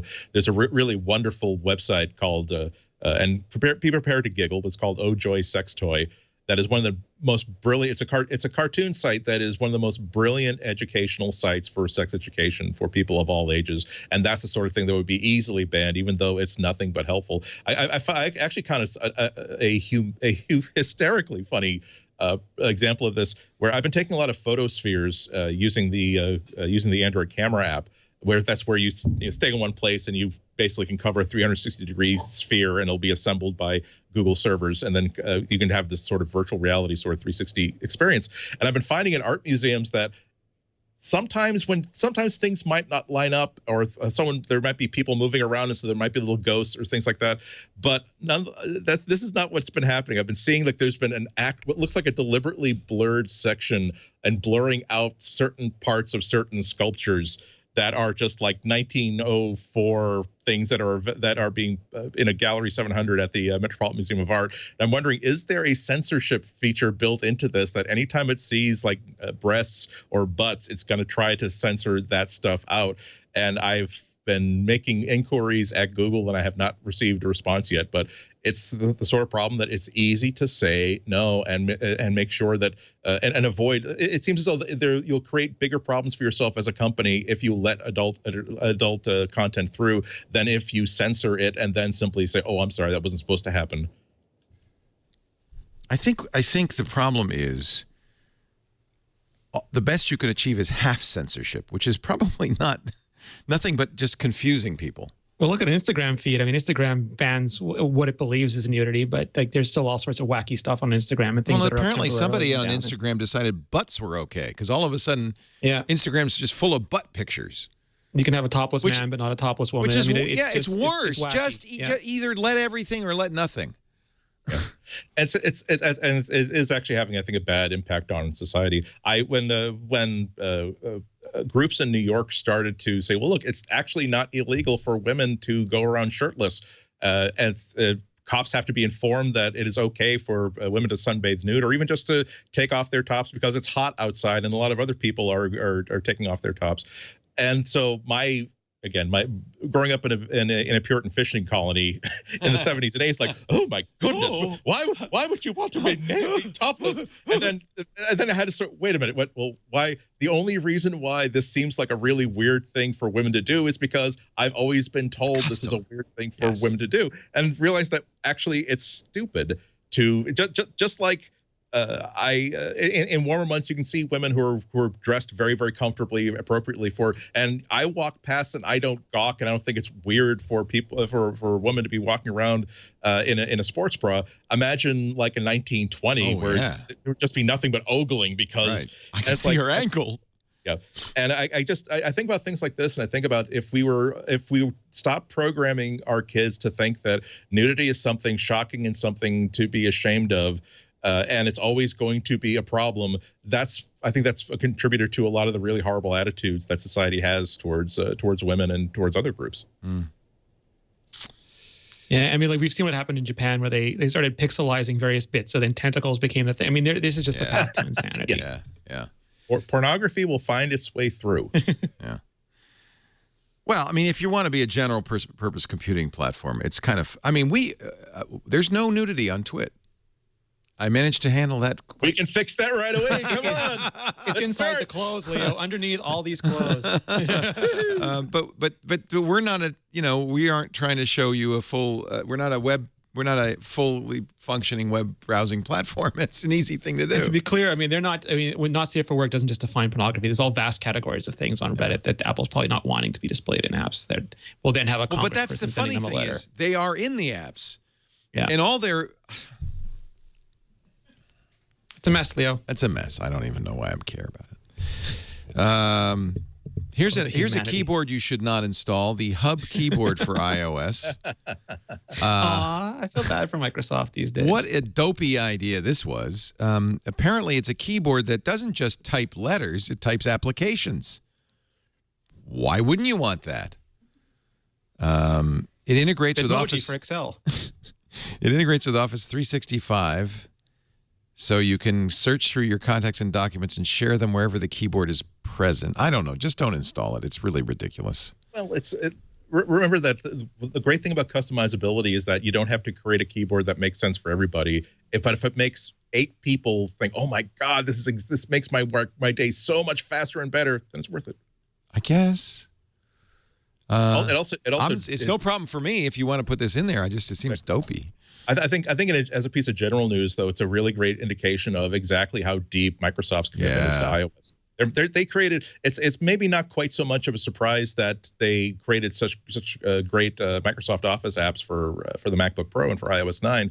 But the fact that they're going to say no, we're even going to do a really weird custom keyboard for phones that makes our products much, much easier to use. They're not just simply ticking off a checkbox on a product grid. They really do feel as though iOS is a place where they want to be. Well, I should point out this came out for Android first, but well, he's gonna have to because it's easier. Yeah. And this is, we should say, from Microsoft Garage, which means it's like one of their experiments. It's an interesting experiment. I installed it on Android and immediately uninstalled it. I'm not going to talk about the iPhone 7. This is way too early to start doing rumors to the iPhone 7, right? A minute after the 6S is introduced, Leo, you have to start talking about the iPhone 7. How is the SE going? I think it's selling well. My just kind of. The 5S was selling remarkably well when Tim Cook gave those numbers out at the show. Right, I mean, 30 million. Yeah, I mean, wow. The people who've been waiting for this absolutely love it, and because they've had no alternative to a smaller iPhone. And again, it's not as we've been talking about, it's not a chopped down version of the iPhone 6. It's just smaller, and that's pretty much it. So yeah. Some are reporting, according to according to Mac Rumors, that there are issues with Bluetooth phone calls when the smartphone is paired with a vehicle or wireless headset. As some are also saying the same thing with GPS voice navigation. I've tried. I don't have a Bluetooth car, but I've tried with headsets, and Lori Gill has one and Daniel Bader has one, and none of us could replicate the issue. But that doesn't mean anything. There's so many of these things, and they're so complicated now that even if 3% of people have it, that can be thousands and thousands of people. Yeah. Right. Well, that's right. Exactly. Or 1%. And not unusual for a new phone. If it's still a problem in 3 or 4 weeks' time, then it's a bigger problem. But. Yeah. Are you using the SE as your daily driver, so to speak? I have been, because I really wanted to give it, when I get a review unit, I don't want to just do, I do a quick take for people who really want to buy it that day. But then I try to live with it for a while and talk about battery life and talk about any issues. And it's small, Leo. I mean, using that keyboard, looking at that little screen, I really miss 3D Touch. I use 3D Touch a lot on the iPhone 6S. And now I find myself trying to pop and press and get trackpads and things. And it's like I have not been trolled this badly by Apple ID since there was no Touch ID on the original iPad Air, and it would take me 3 seconds every time to remember there was no Touch ID and then unlock it. So I go to do something and I realize, it doesn't work this way, and I have to do it a different way. But other than that, I mean, it's a great little phone, and whenever people have seen it, Apple smartly gave me the rose gold version because it draws attention. I like everyone knows it's a new phone. They're like, that's such a great little pocket phone. Yeah, I got the rose gold iPad as well. Does that look pink? Nice. Own the pink. Pink is a great color. They go, and the audience goes, yeah, it looks pink.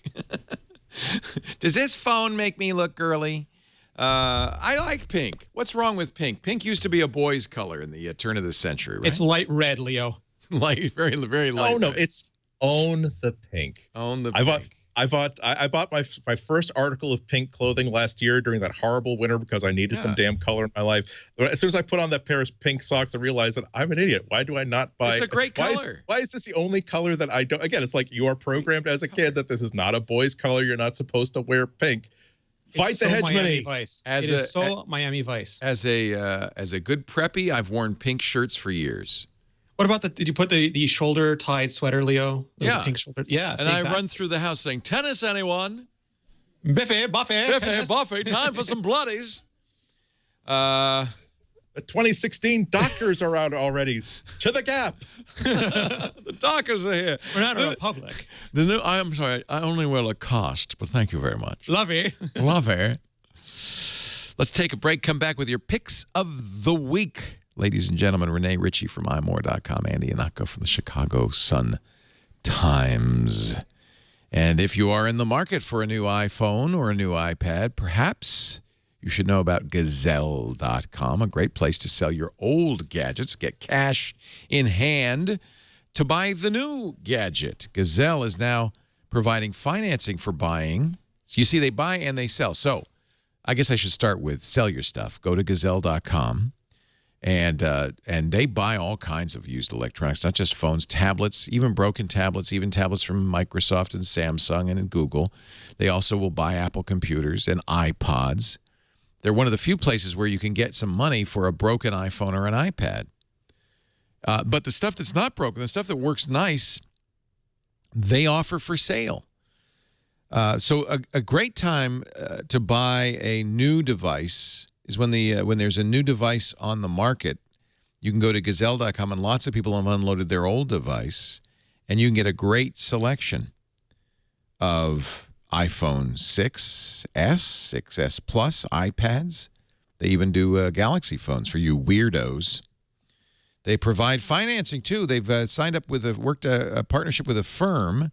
So you can do this actually at checkout. You just click the button that says financing with a firm, provide some basic information. You'll get instantly approved and have a chance to pay it off at 3, 6, or 12 months. So this really makes it very easy. And nowadays, because phones are so expensive and the companies have abandoned their subsidies, this is really kind of needed. Financing with a firm now for anything you buy, and it's very easy and fast to do. They also offer a 12-month warranty for cell phones and iPads powered by Assurance Solutions. That covers water damage, cracked screens, hardware defects, and more.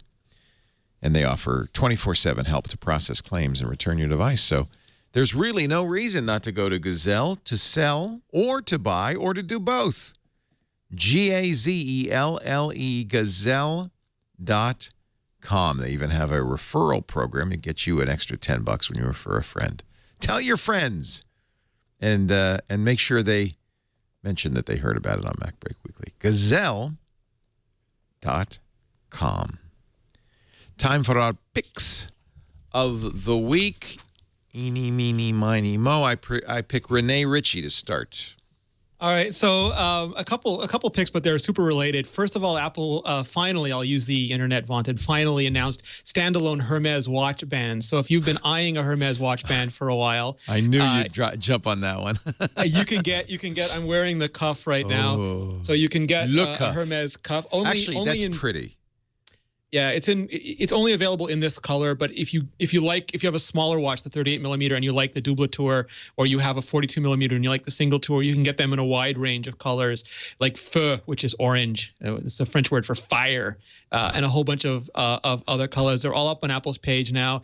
If you don't get the watch, you don't get the Hermes watch face. But if you have a Hermes watch and you want other Hermes bands, or you have your existing watch and you just want to add a little bit of Hermes leather, and for some people these are exorbitantly priced. But if you've ever seen what actual Hermes bands cost, these are ridiculously low priced for Hermes. So it exists in this weird netherworld.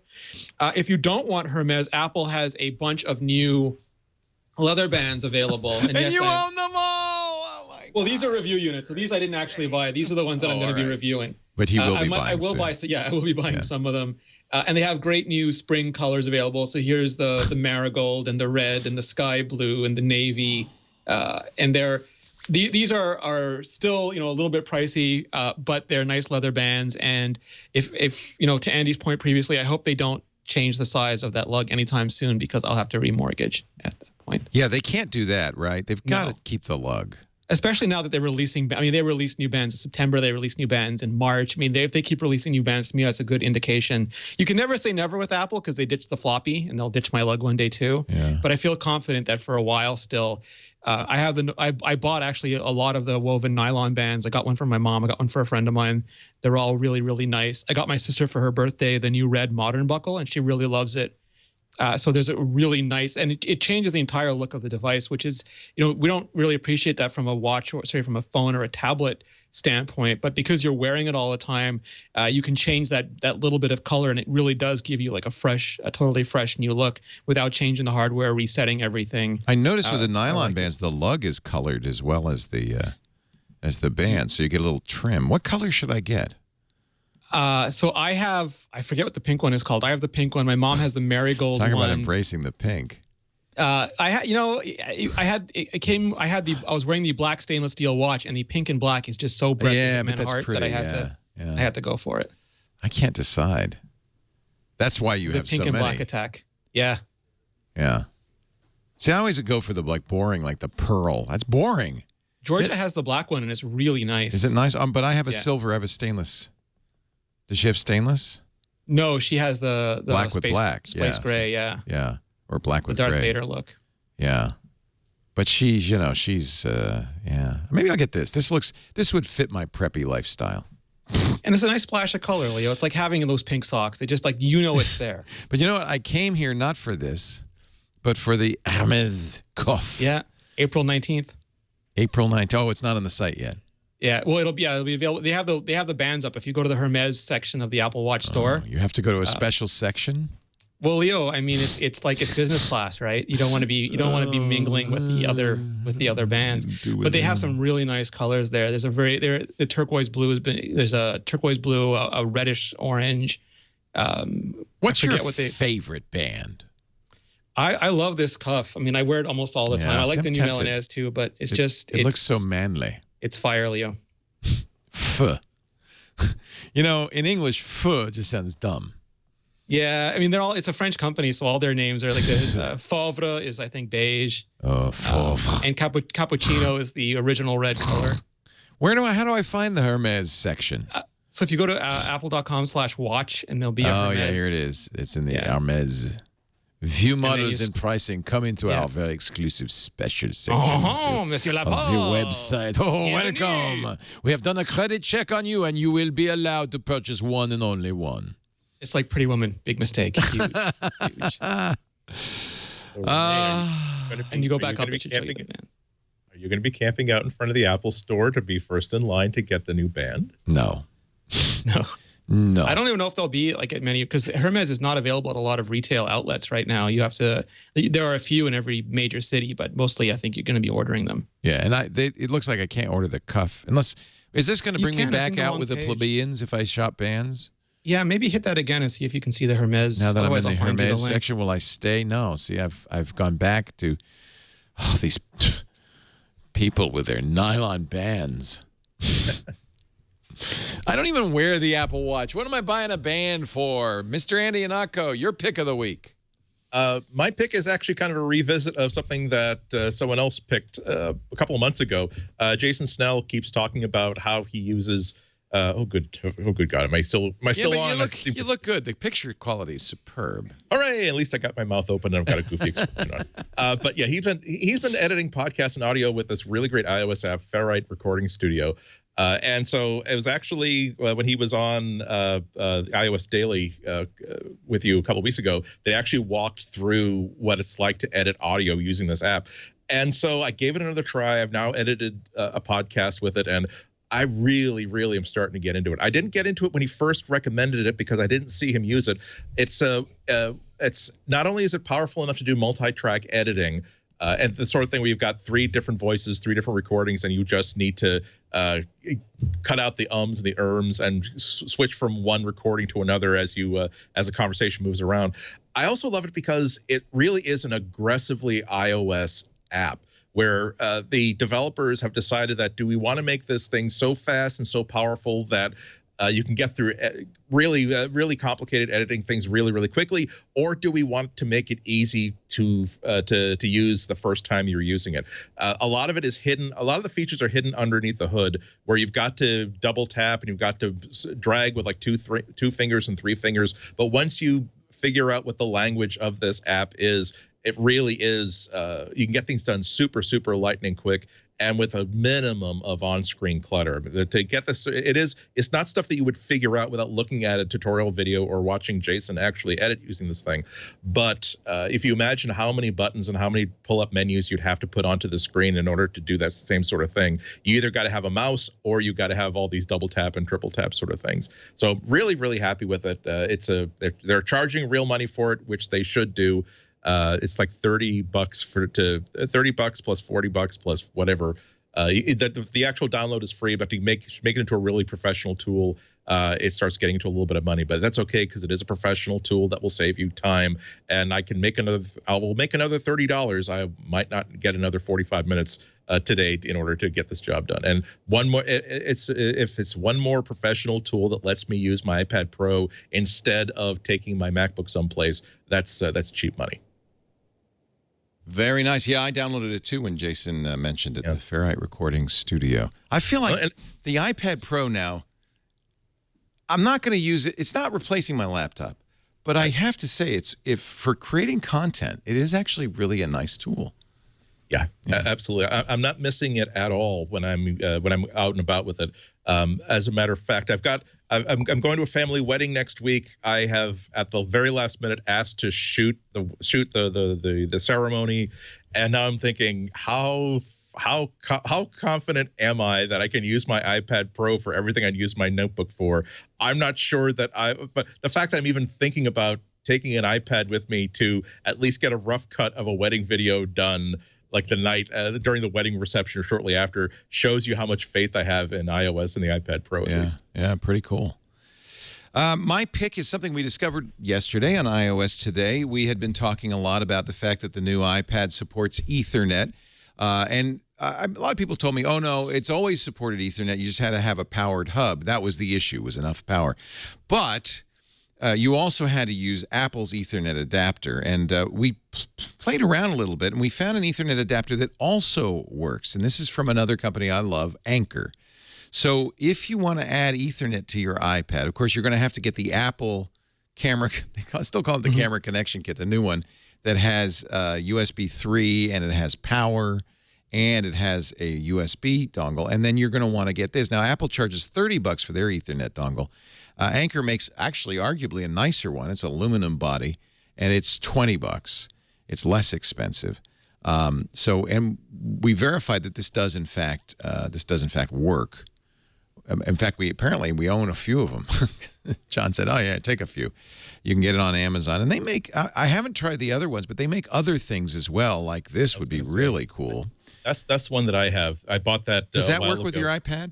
It does work if you have power plugged into it. Right. Although you do have to be pretty conservative about the other things you plug into those other 3 USB ports. I wouldn't use it for be careful. So this is, and it's not designed for the iPad, but now Andy has verified it's the unibody aluminum 3.0 to RJ45 gigabit Ethernet adapter plus 3 USB ports. It's $26. Also high speed for the iPad they're Pro. USB 3. Yeah. So that's for the big Pro, right? The little Pro doesn't do the high speed, unfortunately. Yeah, that is really great. I can't really think that you should. It would be advisable to have multiple USB dongles plugged into it. My battery life is terrible. I hate Apple. but we realize we're also talking about iPad Airs here, and we're talking about other devices too. Right. Pretty nice. Yeah. So actually, I have the USB only one, but I'm thinking of spending a little bit more and getting the USB plus 3 ports, Ethernet plus 3 ports. Well, that new camera connector for the iPad, though, that new Lightning connector, that was the sleeper hit of the last event. That's like it's a game changer practically. Do you use it on your smaller the Junior? Do you have a Junior? I can't remember. Or are you only on the big? You only have the big one. I have a loaner iPad Pro Mini, but I don't. But my daily carry around is my personal iPad Pro. And we tried a number of batteries, although I haven't tried a higher power battery pack. You really need to plug it into the wall, into the mains, as they say. I've had some success plugging into a really high capacity Anker, but it depends on what you're trying to accomplish. If I had if I've just taken 2 hours worth of wedding video and it's on an SD card, and if something happens to that card, I'm in a big sticky. I would probably want to plug it into a wall. Don't muck around with that one. Exactly. Somebody's stolen my. Oh, here it is. Oh, don't want to lose this. This is the most expensive piece of the whole equation. This is the $50 Apple camera connection kit. But once you have that, the sky's the limit. Rocket ship to the moon, man. To the moon. Andy Ihnatko, Chicago Sun-Times. Always a thrill. Great to have you. I think it's finally about time for me to upgrade my OS from Yosemite to something a little bit to the new one.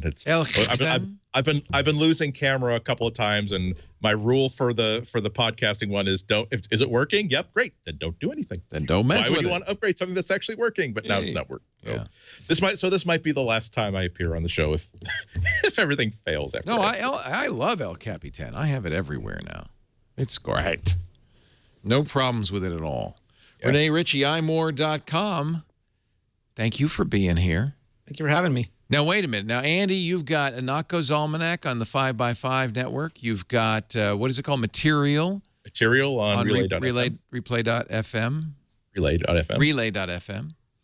And frequently on the Hamilton podcast. On the Pod for Ham. Pod for Ham. You did 3 of them last week, I hear. Yep. Crazy people. And are you through the album yet? No, I don't know. I'm not the only one doing it. The episode that I shot is finally at like the end of disc 1, So I think that we're about above the just over the halfway point. It all gets very sad now, unfortunately. Oh no, I'm sorry. The one we did is at the end of Act 2, just right before the presidential election. So yes, this is where Hamilton starts to shooting his mouth off, starts to become not a career or life lengthening sort of exercise. But we couldn't really go through the show without one mention of Hamilton. So there you have it. Exactly. Renee's podcasts are many. Legion. I've downsized. What? Leo. Yeah. Now, how many do you do? Not that many. I do this show and I do the iMore show and Debug and Iterate are the regulars. All excellent. Oh man, that I guess that happens when you go front office. Now you're just you just care about the comptroller and getting a better deal on the heating system. That's been killing me. It's like because it's hard to just record properly every place and set schedules and. So you're traveling more. Yeah. I'll be in Winnipeg again next week, Leo. sunny Winnipeg. Appearing at the beautiful Winnipeg Arena. All right. Thank you very much, all of yous, for being here. We love doing this show. We thank our great studio audience. We've had quite a number of people come and go. The show has been long enough that we've actually had babies born, people passed. It's awesome. Here comes a small child. If you want to be in the audience, tickets at twit.tv, just email us. We'll be glad to put a place out for you. We'll be in the old brick house. I'm calling it the old brick house now through the summer, and we'll be moving sometime in July, or maybe August. Awesome. So if you want to come visit your brick, hie thee hither. I got a whole bunch of Amazon boxes I haven't taken to the recycler yet. If you need boxes. We might need some boxes. We might need some brick-sized boxes.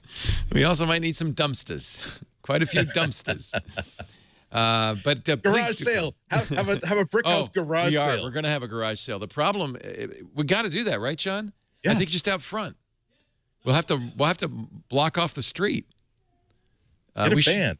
They have Petaluma's big antique festival is coming up next weekend. Maybe we could just take some of that space and do it now. That's antique audio interface. It's called an Amiga. Ooh. Oh yes. A video toaster. This was designed in George Bush's first term of office. Tandy, say it with me. Tandy. If you want to watch the show, you can do it live every Tuesday, 11 a.m. Pacific, 2 p.m. Eastern Time. That's 1800 UTC, but you don't have to watch live. We make on-demand audio and video available everywhere after the fact. On our website, twit.tv/MBW, but also on all the podcast apps. And, of course, there are wonderful Twit apps. We didn't write any of them. The Twit apps we wrote are in the basement along with the Tandy. But fortunately, we have some very accomplished third-party developers who've written a bunch of great apps, including Roku, Windows, Apple TV. There's now 5. There's a ton of it. So go check them out. Main thing I want you to do is subscribe so you get each and every episode. Thanks for being here. We'll see you next time. Now get back to work because break time's over.